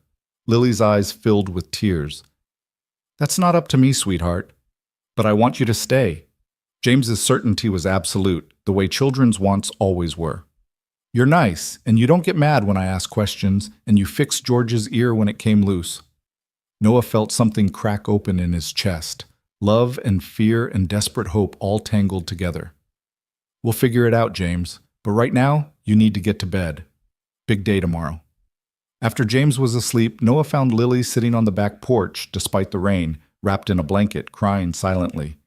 He sat beside her, said nothing, just offered presence. He wants me to stay, she finally said. A 6-year-old who barely knows me wants me to stay, and I can't promise him anything because I'm too much of a coward to build a real life. You're not a coward. You left. I ran. There's a difference. Lily wiped her eyes roughly. I keep running, from Marcus, from decisions, from anything permanent. What kind of person does that? The kind who's still figuring out what permanent should look like. Noah bumped his shoulder against hers. You think I had my life figured out at 25? I was divorced, broke, working 2 jobs to keep food on the table. I ran from plenty of things. You had James. You couldn't run from him. No, but I wanted to sometimes. When Rebecca left and it was just me and a 3-year-old who cried for his mommy every night, I wanted to run so bad. Noah stared out at the dark fields, remembering those first terrible months. But running doesn't solve anything. It just changes the scenery while the problems follow you. So what do? You stand. Tomorrow when CPS comes, you stand next to me and we show them a home where a child is loved and safe. You stand when Marcus tries his next move. You keep standing until you're not scared anymore. What if I'm always scared? Then you stand scared. Courage isn't not being afraid. It's being terrified and doing the right thing anyway. Lily leaned her head against his shoulder, and they sat together in the dark while rain washed the world clean around them. The CPS worker arrived at exactly 2 o'clock the next afternoon. Amanda Foster was 40-something, professional in a pantsuit that had seen too many home visits, carrying a tablet and the air of someone who'd heard every excuse and seen every terrible thing. Her eyes swept the property, cataloging details, looking for red flags. Mr. Reed, thank you for accommodating this visit on short notice. Of course, anything to put your mind at ease about James. Noah shook her hand, noted the firm grip that suggested she wouldn't be easily fooled. He's inside doing homework. And this is Lily Harper, who's staying with us temporarily. Amanda's gaze shifted to Lily, assessing. Ms. Harper, how long have you been residing here? About 10 days? Lily's voice was steady, no tremor despite the fear Noah knew she was feeling. I'm a friend of Noah's, helping out with household tasks while I transition between living situations. And what was your previous living situation? Seattle? I ended a long-term relationship and needed space to figure out next steps. Amanda made notes on her tablet. Are you employed? I'm actively job hunting. I have an interview Thursday at the County Historical Society for an archival assistant position. Lily had called yesterday, miraculously gotten an interview slot. In the meantime, I contribute to household maintenance and childcare support. I see. And Mr. Reed, you're comfortable with Mrs. Harper having access to your son? Completely. Lily's been nothing but appropriate and helpful. James enjoys having her around. Noah opened the front door, gestured them inside. Would you like to meet him? The inspection was thorough and invasive in the way government oversight always was. Amanda walked through every room, checking smoke detectors, testing locks, examining the refrigerator contents. She interviewed James separately, asking careful questions about his daily routine, whether he felt safe, if anyone had hurt him or made him uncomfortable. Through the thin walls, Noah heard his son's answers. Clear, honest, completely unafraid. Daddy makes me breakfast every day. We have pancakes on Saturdays. Lily reads me books about rocks and she's teaching me about art. I'm very happy. Can I show you my dinosaur collection? Amanda emerged from James's room 40 minutes later with the ghost of a smile. He's quite talkative. That's putting it mildly. Noah tried to read her expression. Failed. Did you get what you needed? I need to ask you some questions privately. Ms. Harper, would you mind giving us a moment? Lily retreated to the kitchen, tension visible in every line of her body. Amanda sat across from Noah at the dining table, tablet between them. Mr. Reed, I'll be direct. We received a detailed complaint alleging that you're harboring an unstable individual who poses a risk to your son's welfare. The complainant suggested substance abuse issues, erratic behavior, and an inappropriate relationship dynamic. Noah's jaw tightened. The complainant have a name? The report was filed by a Dr. Gerald Hoffman, who identified himself as Ms. Harper's former therapist, citing concerns about her mental state and decision-making capacity. That's a lie. Noah kept his voice level through sheer force of will. Lily doesn't have a therapist named Hoffman. This is a harassment tactic by her ex-boyfriend who's trying to force her back to Seattle. You have evidence of this harassment? Noah pulled out his phone, played the recording of Marcus's visit. Amanda listened without expression, making notes as Marcus's voice filled the small dining room with threats barely disguised as concern. When it finished, she set down her stylus. This is Marcus Ashford? The venture capitalist? The same. He showed up Sunday with security, made threats about CPS and property taxes, implied he could make trouble through his connections. Noah met her eyes. I'm guessing this Dr. Hoffman doesn't exist, or if he does, Marcus paid him to file a false report. That would be a serious allegation, Mr. Reed. So is falsely reporting child endangerment to weaponize the system against someone? Noah pulled up more files on his phone. Deputy Williams' report from Sunday, the lawyer's offer of money, screenshots of threatening text. I documented everything, because I knew he'd try something like this. Amanda reviewed the evidence, her professional mask cracking slightly. This is beyond my purview. My job is assessing the child's immediate safety, which frankly appears fine. Your son is healthy, well-adjusted, clearly loved. The home is clean, safe, age-appropriate. Relief crashed through Noah like a wave. So you'll close the case? I'll recommend closure, yes. But Mr. Reed, you should know, if Mr. Ashford has the resources and motivation to file false reports, this won't be his last attempt. Men with money and wounded pride can make life very difficult through legal channels. I'm aware, but I won't be intimidated into abandoning someone who needs help. No, I don't imagine you will. Amanda stood, collected her things. For what it's worth, I've been doing this job for 15 years. I can tell the difference between genuine concern and malicious reporting. This was malicious. Can you do anything about that? I can note it in my report. Whether the county pursues charges for false reporting is above my pay grade. She paused at the door. Ms. Harper seems like she's trying to get her life together. Don't let someone else's vindictiveness destroy what you're building here. After she left, Noah found Lily in the kitchen, gripping the counter like it was the only thing keeping her upright. Well? Case closed. James is fine. You're fine. We're fine. Noah pulled her into a hug, felt her shake against him. She saw through Marcus's bullshit. He used a fake therapist. He fabricated medical concerns. Lily's voice was muffled against his shirt. How did I not see this side of him before? Because he showed you what he wanted you to see. Abusers are good at that. She pulled back, looked at him with red-rimmed eyes. This is abuse, isn't it? Not physical, but still abuse. Yes. Control, isolation, using systems against you. That's all abuse. Noah tucked her hair behind her ear gently. But you got out. That's the hard part. Everything else is just logistics. Logistics that include him trying to take your son away. He failed, and now we have documentation of him filing false reports, which works in our favor if this goes to court. Lily laughed bitterly. You keep saying if, like there's a chance it won't. There's always hope. Noah released her, started making coffee, because that's what you did in crisis. You made coffee and you kept moving forward.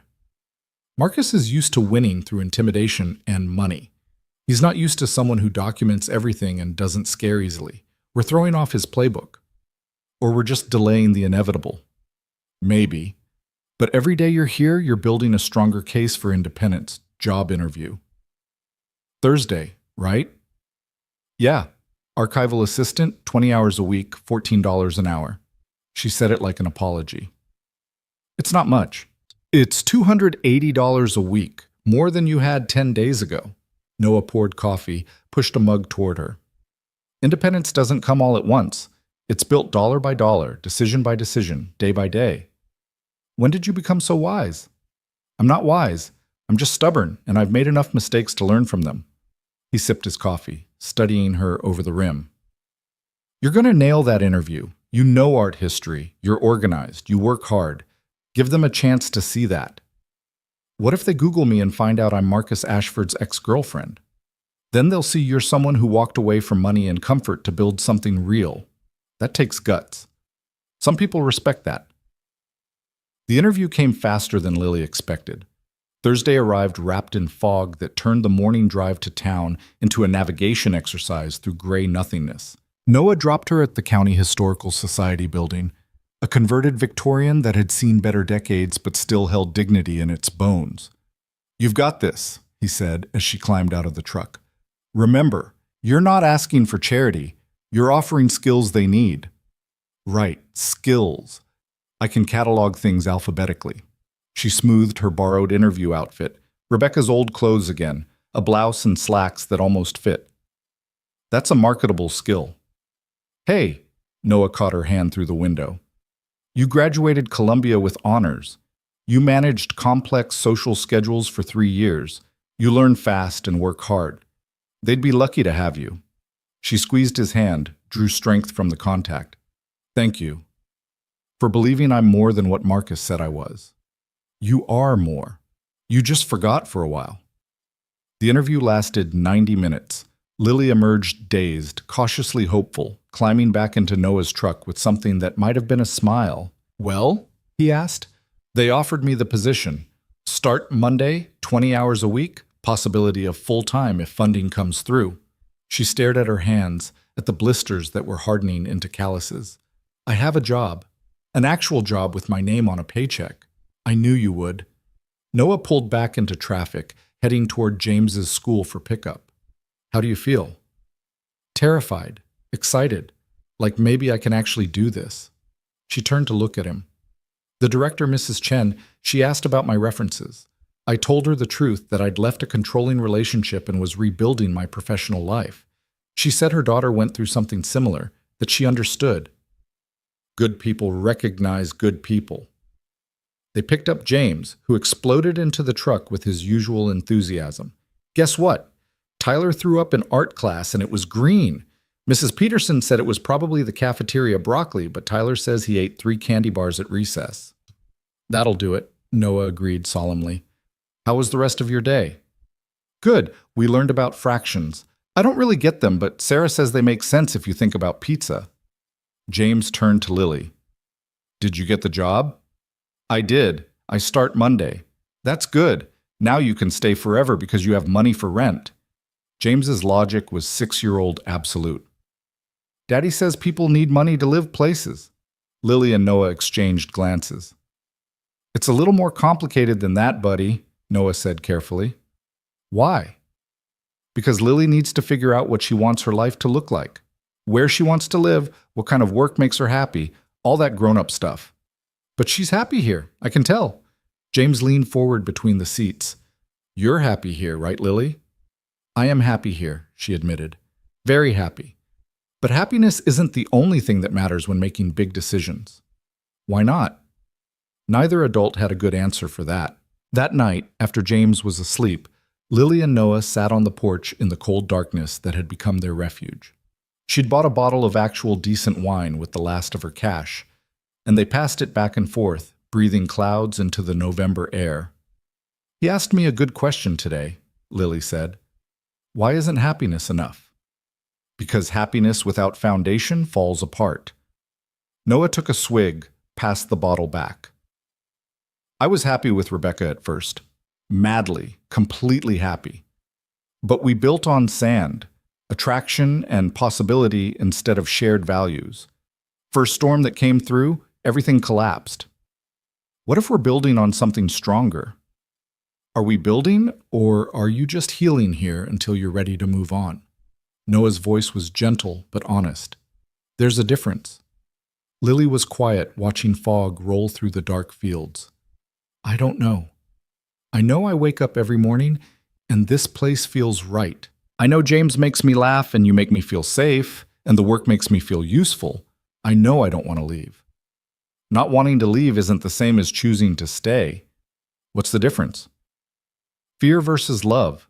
You can stay because you're afraid of what's out there, or you can stay because you love what's here. One traps you, one frees you. Noah turned to look at her profile in the darkness. I need you to know the difference before we call this more than what it is. And what is it? Right now, it's two people helping each other survive a difficult season.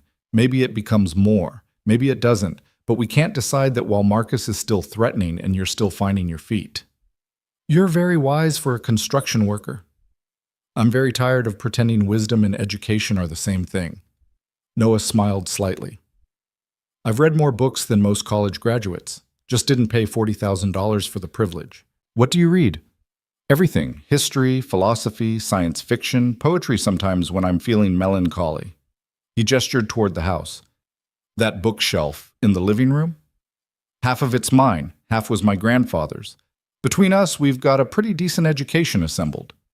Lily was quiet, processing this. I thought I knew what educated looked like. Degrees and pedigree and the right schools. But you're smarter than most people I knew in Seattle. Smart's not the same as schooled.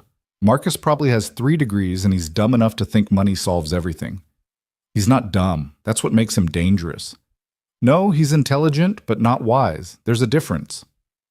Noah took the wine bottle, set it aside. Wisdom is knowing that people aren't possessions. Intelligence is knowing how to manipulate possession law to keep someone trapped. He's got intelligence.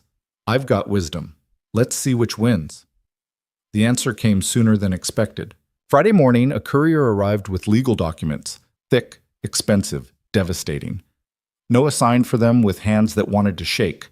Waited until the courier left before opening the envelope. Inside was a lawsuit.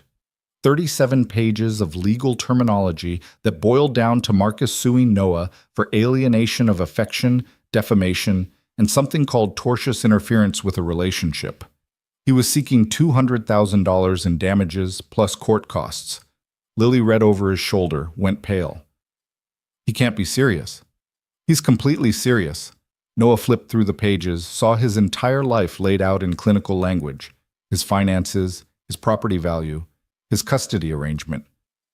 He's trying to destroy me financially. Even if he loses, the legal fees alone will bankrupt me. This is my fault. All of this is because I brought him to your door. No. This is because Marcus Ashford is a controlling bastard who can't accept that someone chose to leave. Noah set down the papers, pulled out his phone. We need a lawyer. We can't afford a lawyer, not for something like this. Then we find someone who'll work pro bono or on contingency. There's got to be someone in this county who isn't afraid of Seattle money. The someone turned out to be Martha Jacobson, a 60-year-old attorney who'd been practicing family law in Barton County for 35 years. She met them Saturday morning at her office above the hardware store, reading through Marcus's lawsuit with expression that went from neutral to angry. This is garbage, she finally said, dropping the papers on her desk. Complete and utter garbage designed to intimidate you into settling. Can he win? Noah asked. Win? No. Alienation of affection hasn't been successfully prosecuted in Washington in 20 years, and you can't defame someone by telling the truth about harassment. Martha leaned back in her chair, steepled her fingers.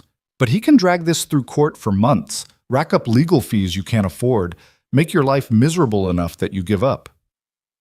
I won't give up. Good. Because I hate bullies, especially rich ones who think they can weaponize the legal system. Martha smiled grimly. I'll take your case. Payment plan based on what you can afford.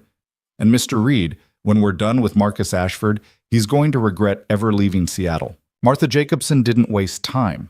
By Monday morning, she'd filed a motion to dismiss, a countersuit for harassment, and a formal complaint with the Washington State Bar about David Chen's initial attempts to bribe Noah.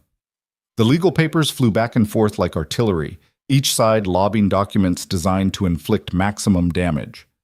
Noah went to work, came home, helped James with homework, and tried to pretend his entire world wasn't balanced on the edge of a knife. Lily started her job at the Historical Society, cataloging donations and learning the archival system, coming home with stories about century-old photographs and letters that made history feel alive. They maintained the routine because routine was all they had. Breakfast at 7, dinner at 6, James in bed by 8:30, then the two of them staying up too late planning strategy with Martha's guidance. "He's going to try to depose you," Martha explained over speakerphone one Wednesday night. "Get you on record. Ask questions designed to make you look unstable or irrational or like you're in this for money." "I'm not in this for anything except helping someone who needed it," Lily said, frustration bleeding through her careful calm. "How do I make them understand that?" "You tell the truth. Simply, clearly, without emotion. You don't defend. You don't justify. You just state facts." Martha's voice was firm, experienced. "Marcus wants you angry or scared. Give him neither. Be boring as hell. Just a woman who left a relationship, got help from a friend, started rebuilding her life. Nothing scandalous, nothing actionable." "When's the deposition?" Noah asked. 2 weeks? "I'm trying to delay, but Chen's pushing hard, which tells me Marcus is impatient. That works in our favor. Impatient people make mistakes." After they hung up, Lily paced the kitchen like a caged thing. 2 weeks. I have to sit across from Marcus's lawyers and answer questions designed to destroy me. Not destroy. Intimidate. There's a difference. Noah caught her hand mid-pace, pulled her to stillness. "And you've survived worse. You survived 3 years with Marcus. You survived running. You survived CPS and job interviews and learning to use a miter saw. You can survive some asshole lawyers." "What if I say the wrong thing? What if I make it worse?" "Then Martha fixes it. That's what we're paying her for." He turned her hand over, traced the calluses forming on her palm. "Look at this. 2 weeks ago, these hands had never held a hammer. Now look." Lily stared at her own palm like she was seeing it for the first time. "I fixed a fence." "You fixed a fence, cleaned gutters, learned to cook actual meals instead of ordering takeout. You got a job, made friends with Mrs. Chen at work, helped James build a diorama about woolly mammoths." Noah met her eyes. "You're not the person who knocked on my door scared and running. You're stronger now." "I don't feel stronger." "Well, strength doesn't feel like what you think it does. It feels like getting up every day even when you're terrified. It feels like going to work when you want to hide. It feels like sitting across from lawyers who want to break you and refusing to break." He released her hand, stepped back. "You've been doing that for weeks now. The deposition is just more of the same." She kissed him then, quick and desperate and full of everything they hadn't said. Noah let himself respond for 3 heartbeats before pulling away, resting his forehead against hers. "Not yet," he whispered. "When this is over. When you're free and I'm not worried about lawyers saying I manipulated you. When we can choose this without Marcus's shadow hanging over everything." "You keep saying that. What if there's never an after? What if Marcus drags this out forever?" "Then we deal with forever. But I won't let him take this from us by making us rush into something we're not ready for." Noah touched her face gently, thumbs brushing away tears she didn't know she'd cried. "I'm not going anywhere, Lily. I'm here until you tell me to leave. I'll never tell you to leave. Then I guess you're stuck with me." The next 2 weeks crawled past like wounded things. Lily prepared for her deposition with Martha's coaching, learning to answer questions with just the facts, nothing more. Noah worked double shifts to pay Martha's retainer, coming home exhausted and sore but refusing to show it. James absorbed the tension the way children did, getting quieter, clinging harder, asking questions neither adult knew how to answer. "Is Lily going to have to leave?" he asked one night during bath time, small voice echoing off tile. Noah paused mid-shampoo rinse. "Why would you think that?" "Because everyone leaves. Mommy left, Grandma died, Tyler's dad moved to California." James's logic was heartbreaking in its simplicity. People always leave. Sometimes people leave, but sometimes they stay. I'm still here, aren't I? You're my dad. You have to stay. I stay because I want to, not because I have to. There's a difference. Noah rinsed the last of the soap, grabbed a towel, and Lily's trying very hard to stay, but some things are complicated. Because of the scary man with the cars? Because of a lot of things. But we're working on it. Noah wrapped his son in the towel, pulled him close. You know what I need you to do? I need you to keep being exactly who you are, funny and smart and kind and curious, because that reminds me why we're fighting so hard to keep our home safe. I can do that. I'm very good at being me. You're the best at being you. Now let's get you into pajamas before you turn into a prune. The deposition took place in a conference room that smelled like furniture polish and old ambition. Marcus's legal team had rented space in a downtown Seattle office building, all glass and steel and calculated intimidation. Noah wasn't allowed in the room. Witnesses were sequestered, so he sat in the waiting area reading the same magazine paragraph 12 times while Lily faced the lawyers alone. Inside the conference room, Lily sat across from David Chen and two associates, a court reporter's fingers flying across her stenotype machine, recording every word for posterity. Chen smiled like a shark scenting blood.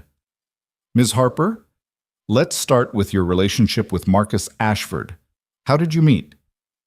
At a charity auction in Seattle, 3 years ago this past September. Lily's voice was steady, just facts like Martha had coached. We started dating shortly after. And during your relationship, Mr. Ashford supported you financially? Yes. He paid for my apartment, provided credit cards, covered expenses. You didn't work during this time? No, Marcus preferred that I focus on managing our social calendar and supporting his career. So you were completely financially dependent on him? Yes. Chen made a note, his pen scratching across expensive paper. When did you decide to leave? Early November. I told Marcus I wanted my own life, my own career. He was displeased. Displeased how? He reminded me that everything I had came from him, that I couldn't afford to leave, that my friends were his friends, my life was his life.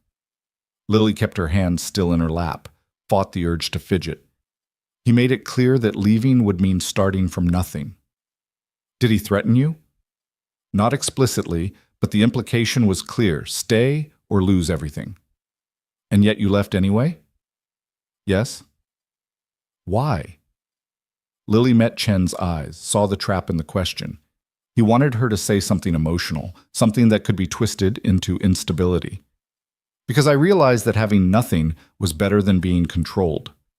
Chen smiled slightly, shifted tactics. You went to Noah Reed's home. How did you know him? I didn't. I saw his porch light while driving, knocked on his door, asked for help. You asked a complete stranger for shelter in the middle of the night? Yes. That seems reckless. It was desperate. There's a difference. And Mr. Reed took you in, despite having a young son in the home? He offered me a place to stay until morning. I stayed longer because I needed time to figure out what to do next. Chen leaned forward, voice going soft and dangerous. Ms. Harper, isn't it true that you began a romantic relationship with Mr. Reed within days of arriving? No, Noah and I are friends. He's been helping me get back on my feet. Just friends? You're living in his home, sharing meals, helping raise his child.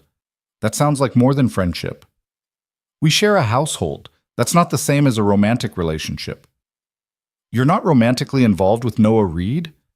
Lily hesitated, just half a second, but Chen caught it like a predator scenting weakness. Martha jumped in before the damage could spread. My client's personal feelings are irrelevant to this proceeding. Mr. Ashford doesn't have ownership over Miss Harper's emotional life, current or future. I'm trying to establish that Miss Harper left Mr. Ashford for another man, which goes to the heart of our alienation of affection claim. Alienation of affection requires proof that the third party actively interfered with the relationship. Mr. Reed didn't even know Ms. Harper until after she'd already made the decision to leave. Martha's voice could have cut glass. You're fishing, counselor. Chen backed off, switched angles again. Ms. Harper, you're currently employed? Yes, archival assistant at the Barton County Historical Society. 20 hours a week at $14 an hour. That's barely enough to survive on. It's a start. I'm building toward full-time work. But right now you're still dependent on Mr. Reed for housing, food, support. just like you were dependent on Marcus. The accusation hung in the air, ugly and calculated. Lily felt something hot flash through her chest. Anger, finally, the emotion Chen had been trying to provoke. But Martha's training held. I pay rent to Noah through household labor and contribute to groceries from my paycheck. That's not dependency, it's cooperation. Her voice stayed level, factual. And I'm actively working toward full independence. I have a savings account, a budget, a plan for finding my own place within 6 months. 6 months? Convenient timeline. Chen made another note. Tell me, Ms. Harper, did Noah Reed ever offer you money to leave Marcus? No? Never suggested that life would be easier without Marcus in it? He never suggested anything. I made my own choice. A choice that just happened to lead you to a man who would provide you with exactly what you lost when you left Marcus: housing, security, a ready-made family. Martha slammed her palm on the table, startling everyone. That's enough. You're testifying, not questioning. Ms. Harper has answered your questions honestly and thoroughly. If you have evidence of wrongdoing, present it. Otherwise, stop making accusations disguised as questions. Chen sat back, reassessed. Just a few more questions. Ms. Harper, do you love Noah Reed? Silence. Lily stared at him, at the trap laid so carefully, at the court reporter's fingers poised to record whatever she said. If she said yes, she proved Chen's theory about leaving Marcus for another man. If she said no, she denied the truth that lived in her chest like a second heartbeat. I care about Noah very much. He's been kind when he didn't have to be, helped when I had nothing to offer in return. Whether that's love or gratitude or friendship, I'm still figuring out. Lily leaned forward slightly. But what I feel for Noah has nothing to do with why I left Marcus. I left because I couldn't breathe. I stayed away because I finally could. Chen studied her for a long moment, then closed his folder. No further questions. Outside in the waiting room, Noah stood when Lily emerged. She walked straight to him, let him wrap her in a hug that blocked out the fluorescent lights and recycled air and the lingering presence of lawyers who wanted to dissect her life for profit. How bad? He murmured against her hair. Bad. They tried to make it seem like I left Marcus for you, like you manipulated me or offered me money or seduced me into leaving. Did Martha shut it down? Mostly.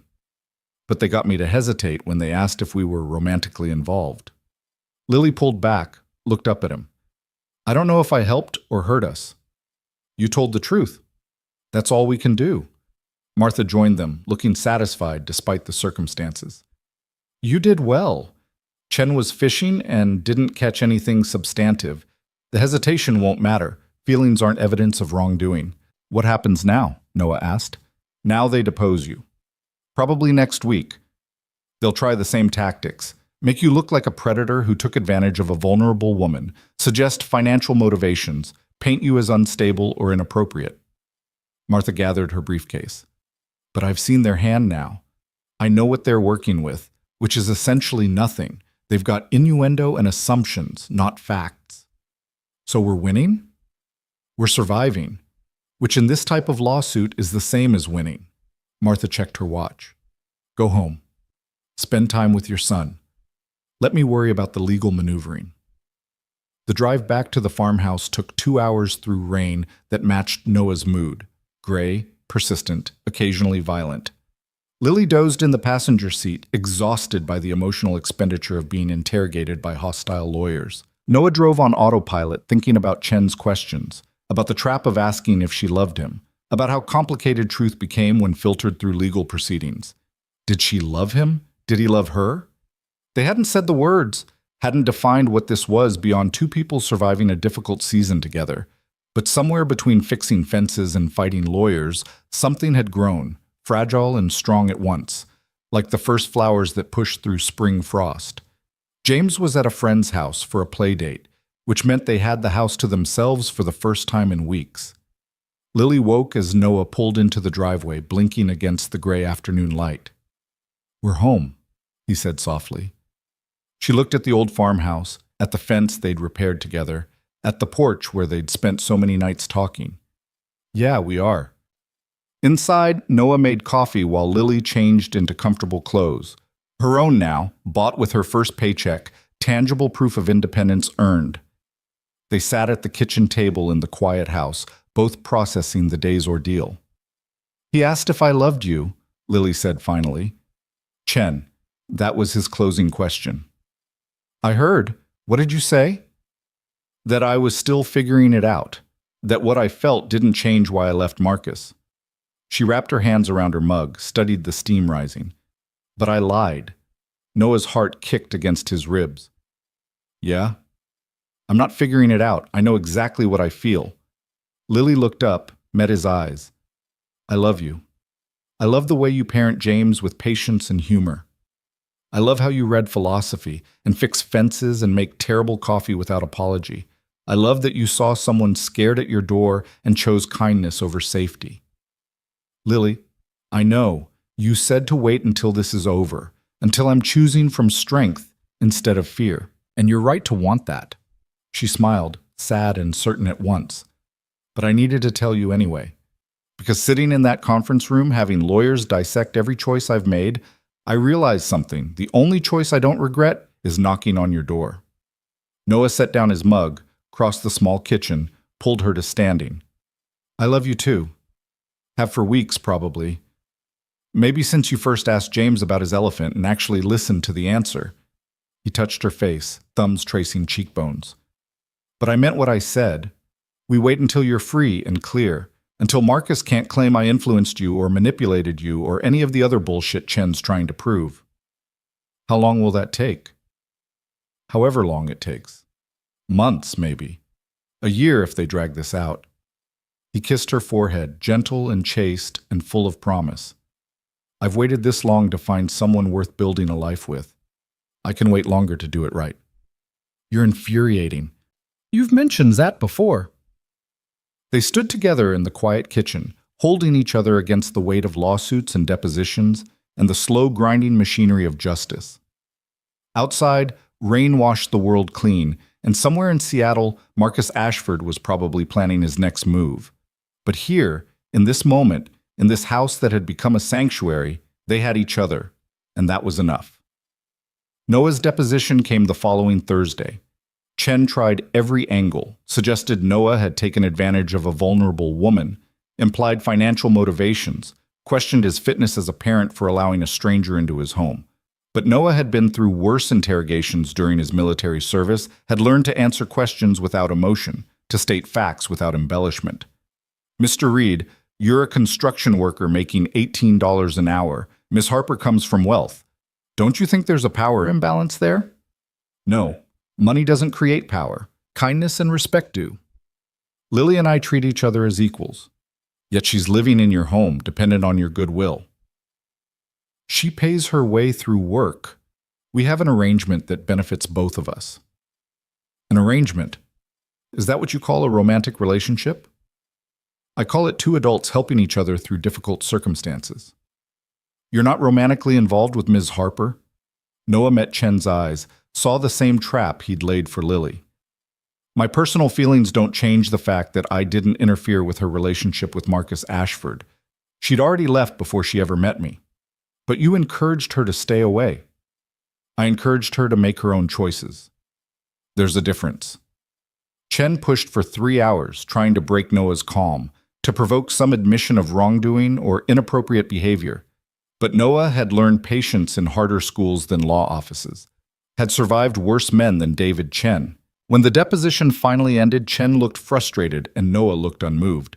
Martha grinned as they left the building. You were perfect, boring, factual, impossible to rattle. Chen's got nothing. So what happens now? Now we wait for them to realize they can't win and offer a settlement, which Marcus will refuse because this isn't about winning, it's about punishment. So we'll probably end up in front of a judge who throws the whole thing out as frivolous. Martha unlocked her car. Could take 6 months, could take a year, but we'll win. At what cost?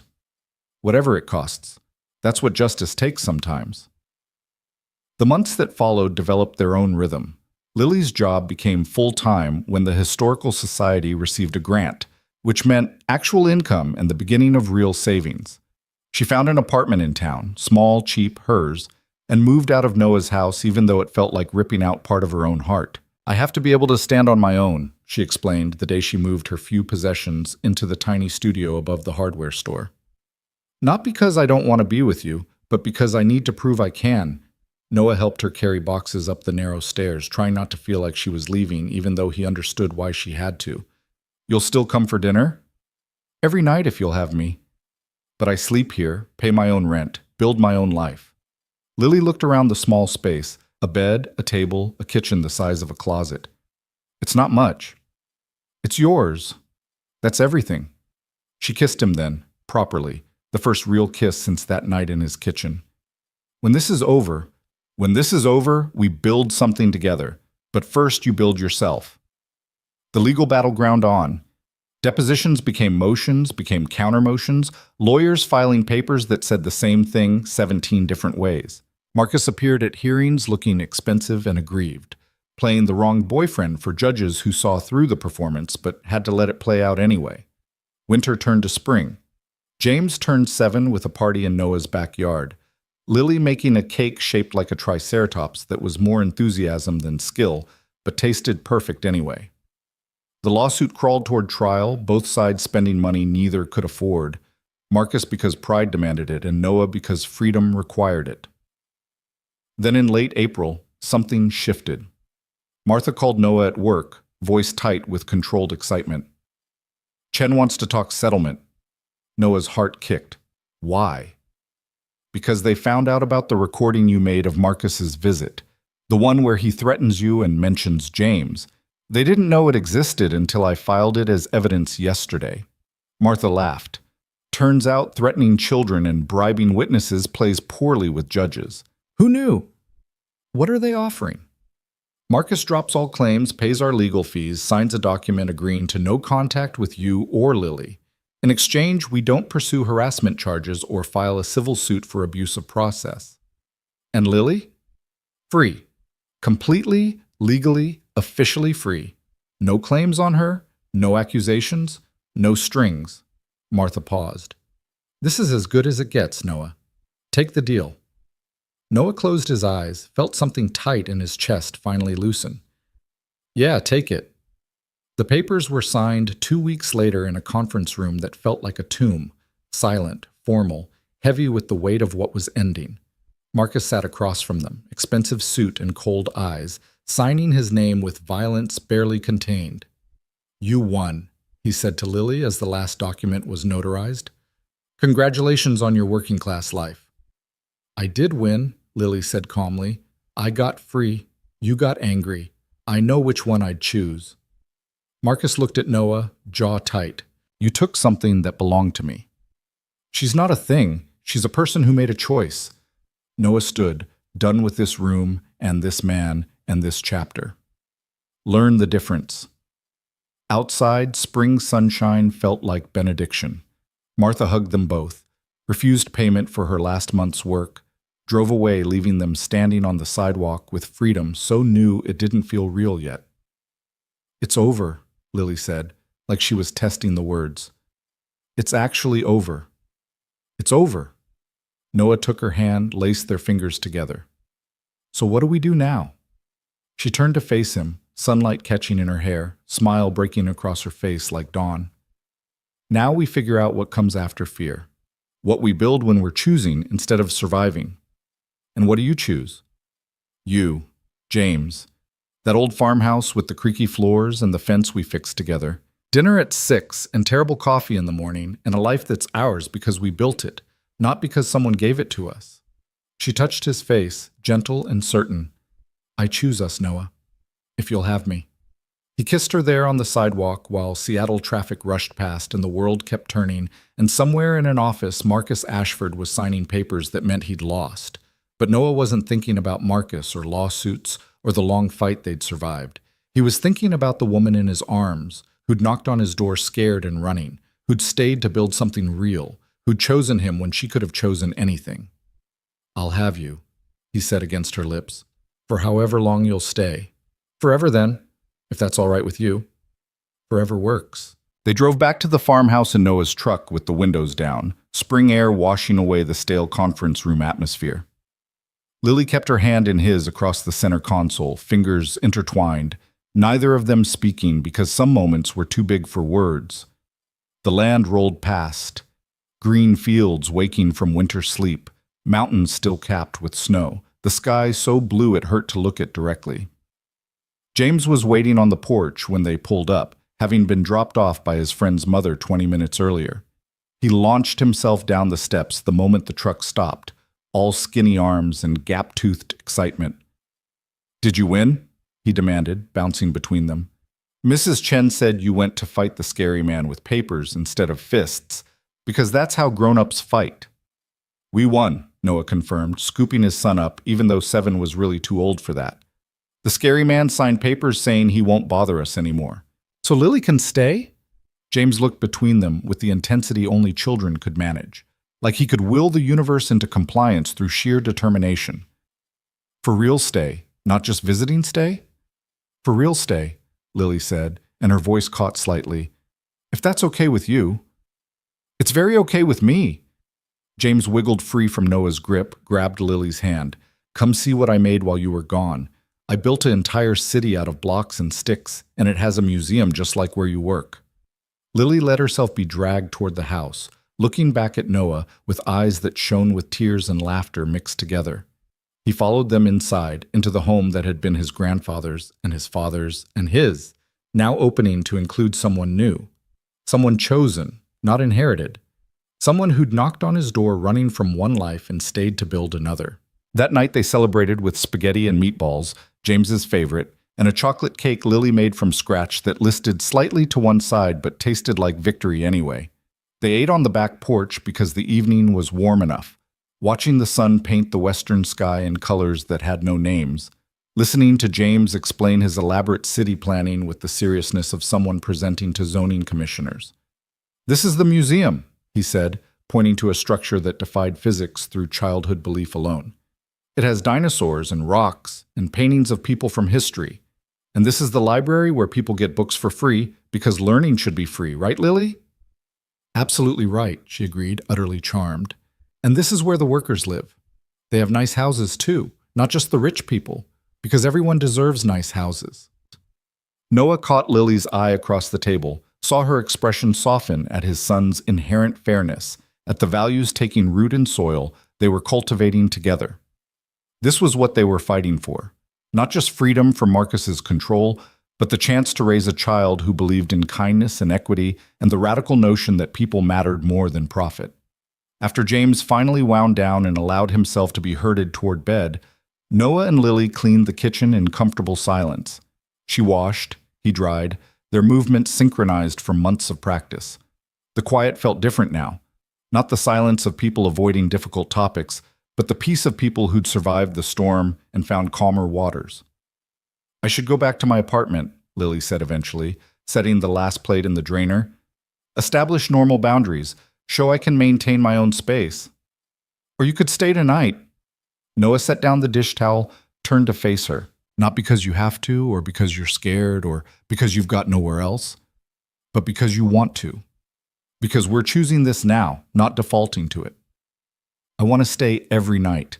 I want to wake up here and make terrible coffee with you and listen to James's theories about why sharks are misunderstood. I want this to be home, not just shelter." She stepped closer, hands finding his. "But I don't want to rush into something just because the legal threat is gone. You were right about building from strength instead of fear." "I was annoyingly wise about that, wasn't I?" Noah smiled slightly. "How about this? You keep your apartment, keep building your independence, but you stay here when you want to, leave when you need space, and we figure out what this looks like together. No pressure, no timeline, just two people choosing each other day by day until one day we don't need to keep choosing because it's just what we are." "That's very evolved of you." "I've had time to think about it. Turns out 6-hour depositions give you lots of processing time." Lily laughed, the sound lighter than he'd ever heard it. "I love you, Noah Reed. Your patience and your wisdom and your terrible coffee and your beautiful son and the way you fix things with your hands and your heart. I love you too. Your strength and your kindness and the way you listen to 7-year-olds like they're saying something profound, because sometimes they are." He pulled her close, rested his forehead against hers. So stay tonight. Wake up here tomorrow. Then we'll take it day by day and see where we end up. She stayed. They made love for the first time that night in Noah's bed, slow and careful and full of words they'd been storing up for months. Afterward, they lay tangled together, windows open to night air that smelled like growing things, talking until dawn about futures that felt possible now instead of theoretical. I want to go back to school eventually, Lily said, head pillowed on his chest. Finish my master's degree in art history, maybe teach someday. Show people that beautiful things matter, that preserving history is preserving humanity. You'd be a good teacher. You've got the patience for it. I learned that from you, watching you with James, the way you explain things without condescension, let him figure things out himself while keeping him safe. She traced patterns on his skin, idle and intimate. I want that. Not just to receive it, but to give it. To be the kind of person kids remember as someone who believed in them. You already are that person. James draws pictures of you at school. His teacher mentioned it at the last parent conference. Said he talks about Lily, who works at the museum and knows everything about art and listens to his rock collection stories. He draws pictures of me? Whole series. You and him and George the elephant exploring pyramids or discovering new dinosaurs or building museums together. Noah kissed the top of her head. You're already part of his story, Lily. Have been since you fixed George's ear that first week. She was quiet for a moment, processing that. I've never been part of someone's story before. Not in a way that mattered. Marcus wanted me as scenery. My parents died before I could become whoever I was going to be. But James sees me as a real person, not a decoration or a ghost. Because you are real, more real than anyone I've known in years. What about you? She asked. What do you want for the future, besides raising James and fixing houses and drinking bad coffee? Noah thought about that, about dreams he'd set aside when Rebecca left and responsibility became his only compass. I want to finish my degree. I did 2 years before I enlisted, never went back after discharge. Keep thinking about history or philosophy, something that helps me understand why humans do what we do to each other. You'd be brilliant at that. You already think like a philosopher. I think like someone who's read too many books and asked too many questions. There's a difference. He stroked her hair, feeling the silk of it between calloused fingers. But maybe I could make something of that. Teach at community college, help other people who can't afford university but want to learn anyway. We could both teach. Build something together where we show people that education isn't about credentials. It's about curiosity and caring. Look at us, planning futures like we've got all the time in the world. Don't we? Lily lifted her head to look at him. Marcus is gone.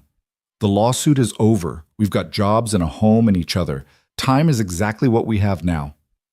Noah pulled her back down, held her close, and let himself believe it. The weeks that followed settled into a pattern that felt like building instead of surviving. Lily worked at the Historical Society, started taking night classes at the community college toward finishing her degree. Noah picked up overtime when it was available, deposited half in savings toward the tuition he'd need eventually. James thrived with the stability, his grades improving, his confidence growing under the attention of 2 adults who actually listened when he talked. They had dinner together most nights, sometimes at the farmhouse, sometimes at Lily's tiny apartment where she was learning to cook without a full kitchen. Weekends they spent working on projects around the property, teaching James skills he'd need someday. How to measure twice and cut once, how to tell if wood was rotted through or just weathered, how to plant a garden and coax food from dirt and patience. Why do we grow our own vegetables when the store has them? James asked one Saturday in early June, dirt under his fingernails from planting tomatoes. Because it's good to know how to feed yourself, Noah explained, and because things you grow yourself taste better. You'll see come August when we're eating tomatoes warm from the vine. Plus it connects us to the land, Lily added, tamping soil around a pepper plant. People used to grow their own food out of necessity. Now we do it to remember that we're part of nature, not separate from it. James considered this with the gravity of someone working through complex philosophy. Tyler says his family buys everything at the store because they're too busy to garden. Different families make different choices. That's okay. Noah showed his son how to water without drowning the seedlings. We garden because we like it and we have space and time. They don't. Doesn't make either way wrong. I like gardening. It's dirty, But good dirty, not bad dirty like when I spill juice. Exactly. Good dirty is when you're making something or learning something. Bad dirty is just mess. They worked until the sun started its western descent, then cleaned up for the community dinner at the church. Noah's atheism made organized religion uncomfortable, but he appreciated the potluck suppers where neighbors gathered without agenda beyond sharing food and conversation. Lily had suggested they start going a few weeks back, said she wanted to be part of the community instead of just living adjacent to it. The church basement smelled like casseroles and coffee, filled with the pleasant chaos of small-town life. Mrs. Chen from the Historical Society waved them over to her table. Deputy Williams asked about James's baseball season. The pastor welcomed Lily without prying into her past, which Noah appreciated more than the man probably knew. They ate ham and scalloped potatoes and 3 kinds of Jell-O salad while James ran wild with other kids, burning energy in the way children did when freed from adult supervision. Noah watched his son laugh with friends, saw how naturally he included quieter kids in games, how he'd absorbed lessons about kindness without being lectured. "You're raising a good human," Lily said quietly, following his gaze. "We're raising him. You've been part of that for months now." "I've been here months. That doesn't make me his parent." "Doesn't it?" Noah turned to look at her. "You help with homework, read bedtime stories, teach him about art and history and why people matter. You show up every day choosing to be present in his life." "That's parenting, Lily. Legal papers don't define family. Showing up does." Her eyes filled, the quick tears that came when truth hit unexpected. "I never thought I'd be a parent. Marcus didn't want children, said they complicated life too much, and I just accepted that, like I accepted everything else he decided. What do you want?" "I want this. James and you and gardens and terrible coffee and community dinners and church basements. I want ordinary life that's extraordinary because we built it ourselves." She took his hand under the table, squeezed hard. "I want to marry you someday when James is ready for that. Adopt him legally, so if anything happens to you, he's not left alone. I want to give him siblings, maybe, if that's something you'd want. I want forever, Noah. The boring, beautiful, daily, forever." Noah felt something shift in his chest, not breaking but expanding, making room for futures he'd stopped imagining. "James asked me last week if you were going to be his new mom. I told him that was up to you and him to figure out, that love wasn't about replacing people, but adding to the family." "What did he say?" "He said he already decided you were his mom in his heart, but he didn't know if you wanted to be. That sometimes adults are complicated about feelings." Noah smiled slightly. "Kid's 7, and he's already figured out emotional honesty better than most grown-ups." "What did you tell him?" "I told him to ask you himself. That big feelings deserve direct conversation, not me playing telephone." Lily scanned the room, found James at the dessert table debating pie versus cake with serious intensity. "I should talk to him tonight then. Give him the chance to have input on his own life." "He'll say yes. He's been asking when you're moving in permanently since about week 2. "I know, but he deserves to be asked, not just told." She stood, squeezed Noah's shoulder. "I'm going to go talk to him. Wish me luck." "You don't need luck. You've already got his heart." Noah watched her cross the room, crouch down to James's level, start a conversation that involved lots of hand gestures and serious nodding from both parties. He couldn't hear the words, but he could read the conclusion in the way James threw his arms around Lily's neck, in the way she held him close, in the way they both looked back at Noah with matching expressions of joy. His son had a mother again. Not a replacement for Rebecca. Nobody could be that, and it would be wrong to try. But someone who chose to show up, who loved without obligation, who saw James as a whole person worth listening to, that was worth more than biology or legal papers or any conventional definition of family. They walked home through June twilight, James between them holding both their hands, talking about absolutely nothing important with the contentment of a child who felt secure in his world. Lightning bugs were starting to emerge, blinking promises of summer across dark fields. The air smelled like fresh-cut grass and approaching rain. "Lily's going to be my actual mom now," James announced to the universe. "We decided together. She said I could call her Lily or Mom or whatever felt right, but I think Mom feels right. Is that okay, Daddy? That's more than okay, buddy. That's perfect. And someday maybe I'll have a brother or sister, but not right away because babies are a lot of work, and we should probably finish the garden first. Noah and Lily exchanged amused glances. Very practical of you, Noah said. I'm a practical person. Mrs. Peterson says so. James swung their joined hands, nearly lifting himself off the ground with momentum. This is the best day, even better than my birthday, and that had a dinosaur cake. That night after James was asleep, Noah and Lily sat on the porch with whiskey that didn't burn quite as much as the cheap stuff from months ago. The stars were emerging one by one, ancient light reaching across impossible distances to illuminate their small corner of the world. He wants to call me Mom, Lily said wonderingly. A child I didn't give birth to, have only known for 6 months, wants to claim me as his mother. You earned it. Not through biology, but through showing up every single day, choosing to love him without guarantee he'd love you back. I do love him, completely, protectively, the way I imagine mothers are supposed to love their children. She sipped whiskey, savored the burn. Is it wrong that this feels more real than anything I had with Marcus? 6 months here versus 3 years there, and this is the one that changed me. Nothing wrong about recognizing truth. You were performing in Seattle, surviving instead of living. Here you're building something real. Noah set down his glass, turned to face her. Which brings me to something I've been thinking about. That sounds ominous. Depends on your answer. He pulled a small box from his pocket, opened it to reveal a simple ring, silver band with a single small stone, nothing fancy but real. My grandmother's engagement ring. My grandfather gave it to her 70 years ago when they didn't have 2 nickels to rub together. She wore it until the day she died, said it was worth more than diamonds because it represented choosing love over comfort. Lily's breath caught. Noah, I'm not asking yet. We said we'd take this slow, build from strength, make sure we were choosing instead of defaulting. And I meant that. He took the ring from the box, held it up to starlight. But I wanted you to see it. Wanted you to know that when you're ready, when we're ready, when James is ready for that next step, this is waiting. My grandmother would have loved you, Lily. She would have recognized your strength. Can I hold it?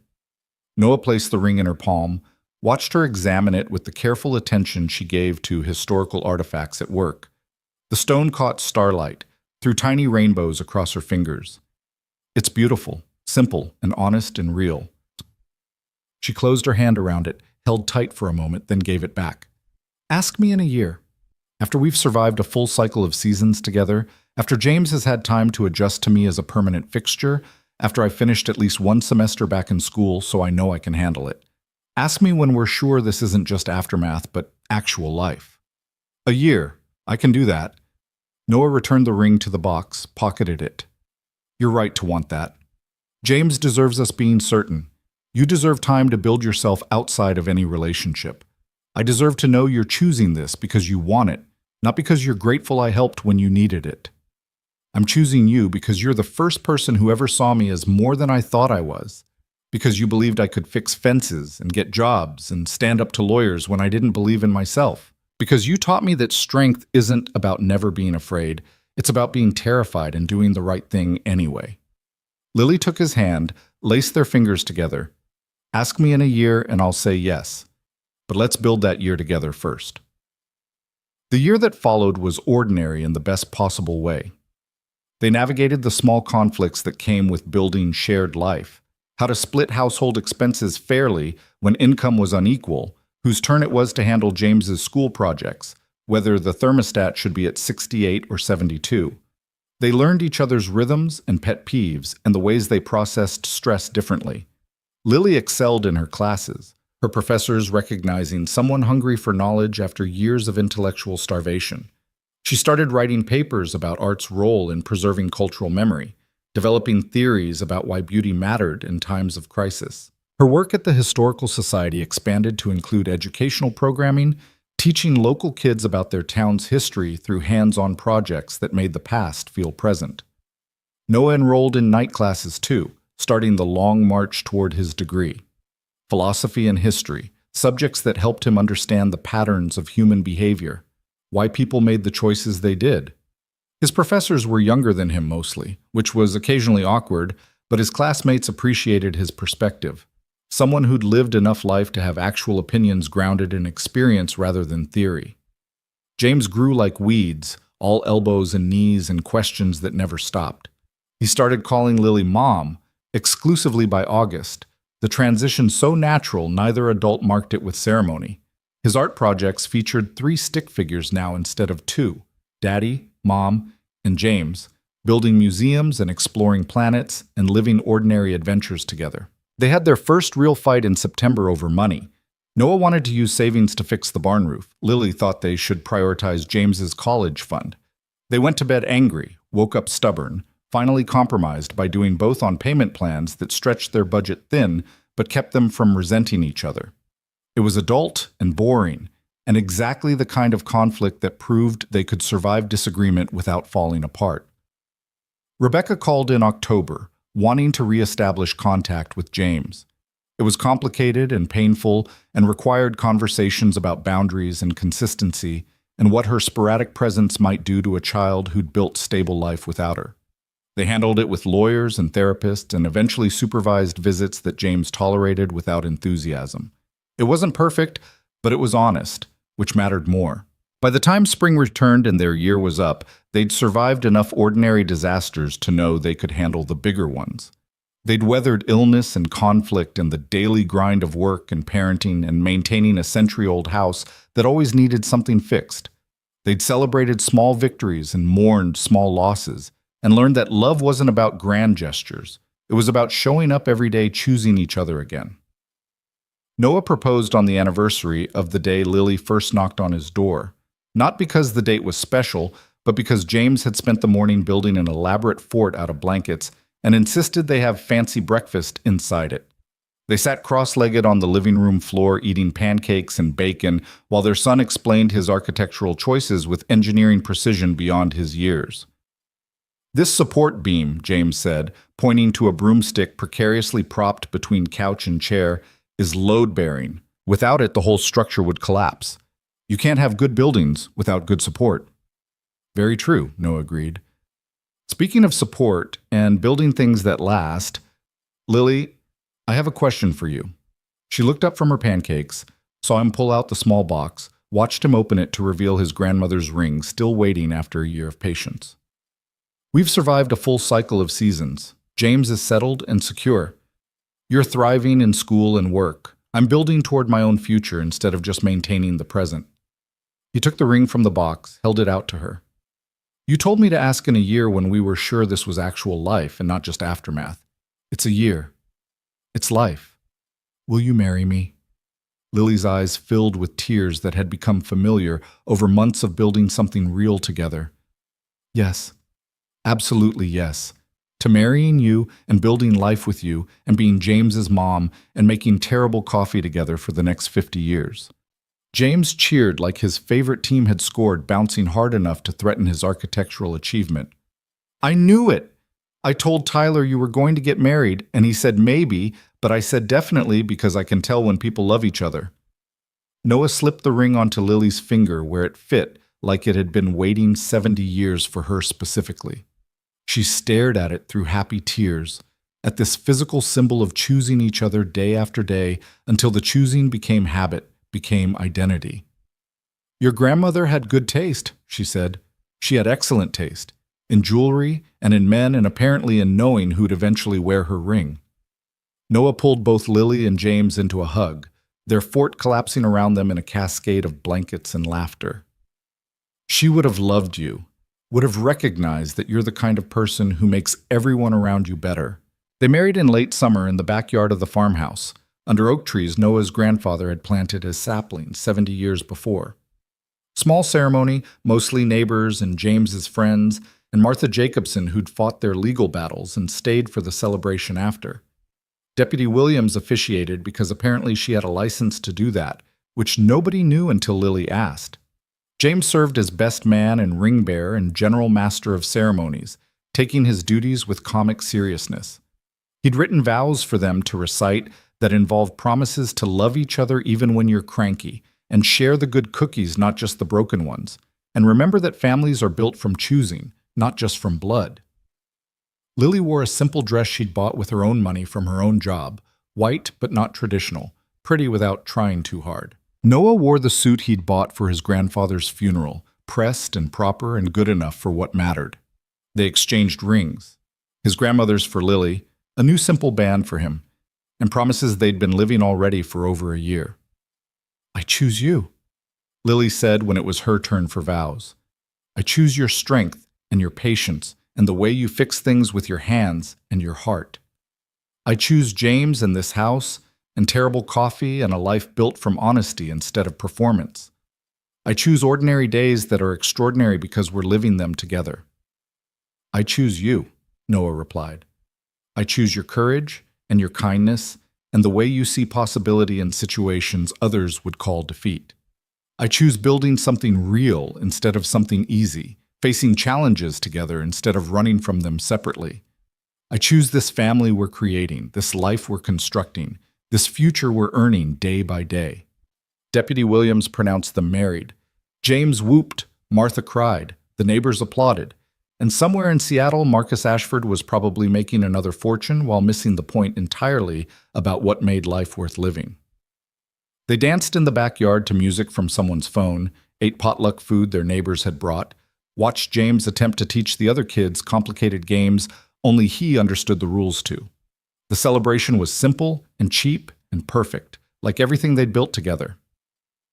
As evening fell and guests departed and James finally crashed from excitement and sugar, Noah and Lily stood together on the porch that had become sacred space over 18 months of conversations and confessions and choosing each other again and again. "Mrs. Reed," Noah said, testing how her new name sounded. "Dr. Reed, eventually," she corrected with a smile. "After I finish my PhD and make you start calling me by my title." "Dr. Reed, I like it. Very impressive for someone who showed up at my door with $200 and a prayer." "I had more than that. I had courage I didn't know about, and strength I'd forgotten. I just needed someone to help me remember." She leaned against him, watching stars emerge from the darkening sky. "Thank you for opening the door, for taking a chance on a stranger who probably seemed more trouble than she was worth." "Best trouble I ever took on. Look what I got out of it. A wife who can actually cook, a mother for my son who loves him like her own, a partner who fights for what matters." Noah kissed the top of her head. "I'd take that deal again in a heartbeat." "What do you think happens next, now that we're married and settled and building real life?" "Next, we keep building. I finish my degree, you finish yours. James grows up seeing what love looks like when it's chosen instead of obligated. We expand the garden, fix the barn, maybe add those siblings he's been requesting since about month 3. We show up every day doing ordinary work that builds extraordinary foundation." That sounds perfect. Boring and beautiful and real. That's the goal. Boring and beautiful and real, day after day, until we're old and still drinking terrible coffee together. Inside the house, they could hear James talking to himself as he got ready for bed, narrating his evening with the dramatic flair of someone who'd witnessed history in the making. He was safe and loved and learning that family was something you built through showing up, not something you inherited through biology. They'd all come so far from that November night when Lily knocked on a stranger's door, desperate and running. She'd found shelter and stayed for sanctuary, built independence from assistance, transformed fear into foundation. Noah had opened his home to someone in need and found a partner he hadn't known to look for. James had gained a mother who chose him every day, teaching him that love was action, not just feeling. It wasn't the life any of them had planned. It was better, real, and earned and constructed from honesty and courage and the radical decision to keep showing up even when things got hard. They'd survived lawsuits and depositions and the grinding machinery of someone else's need for control. They'd come through stronger, more certain, more themselves. Above them, stars wheeled in ancient patterns, indifferent to human drama. But here on this porch, in this house, with this family they'd built from nothing but need and courage and stubborn hope, the universe felt exactly right. Small and contained and perfectly, beautifully, ordinarily theirs. Tomorrow, Noah would go to work, and Lily would go to work, and James would go to school. They'd come home and make dinner and help with homework and do laundry and all the boring, beautiful work of building life together. They'd have good days and hard days and ordinary days that didn't feel special until years later when they looked back and realized those moments were everything that mattered. But tonight, they stood together on the porch, newly married, watching their son settle into sleep knowing he was loved, feeling the weight of futures they'd earned instead of inherited. Tonight was for celebrating the fact that sometimes strangers knocked on doors at 3 a.m, and sometimes other strangers opened those doors, and sometimes, rarely, miraculously, those moments changed everything for the better. "I love you," Lily said into the darkness. "I love you too," Noah replied. "Always have, always will." And in the quiet house behind them, James slept peacefully, dreaming of museums and families and all the beautiful ordinary adventures still to come.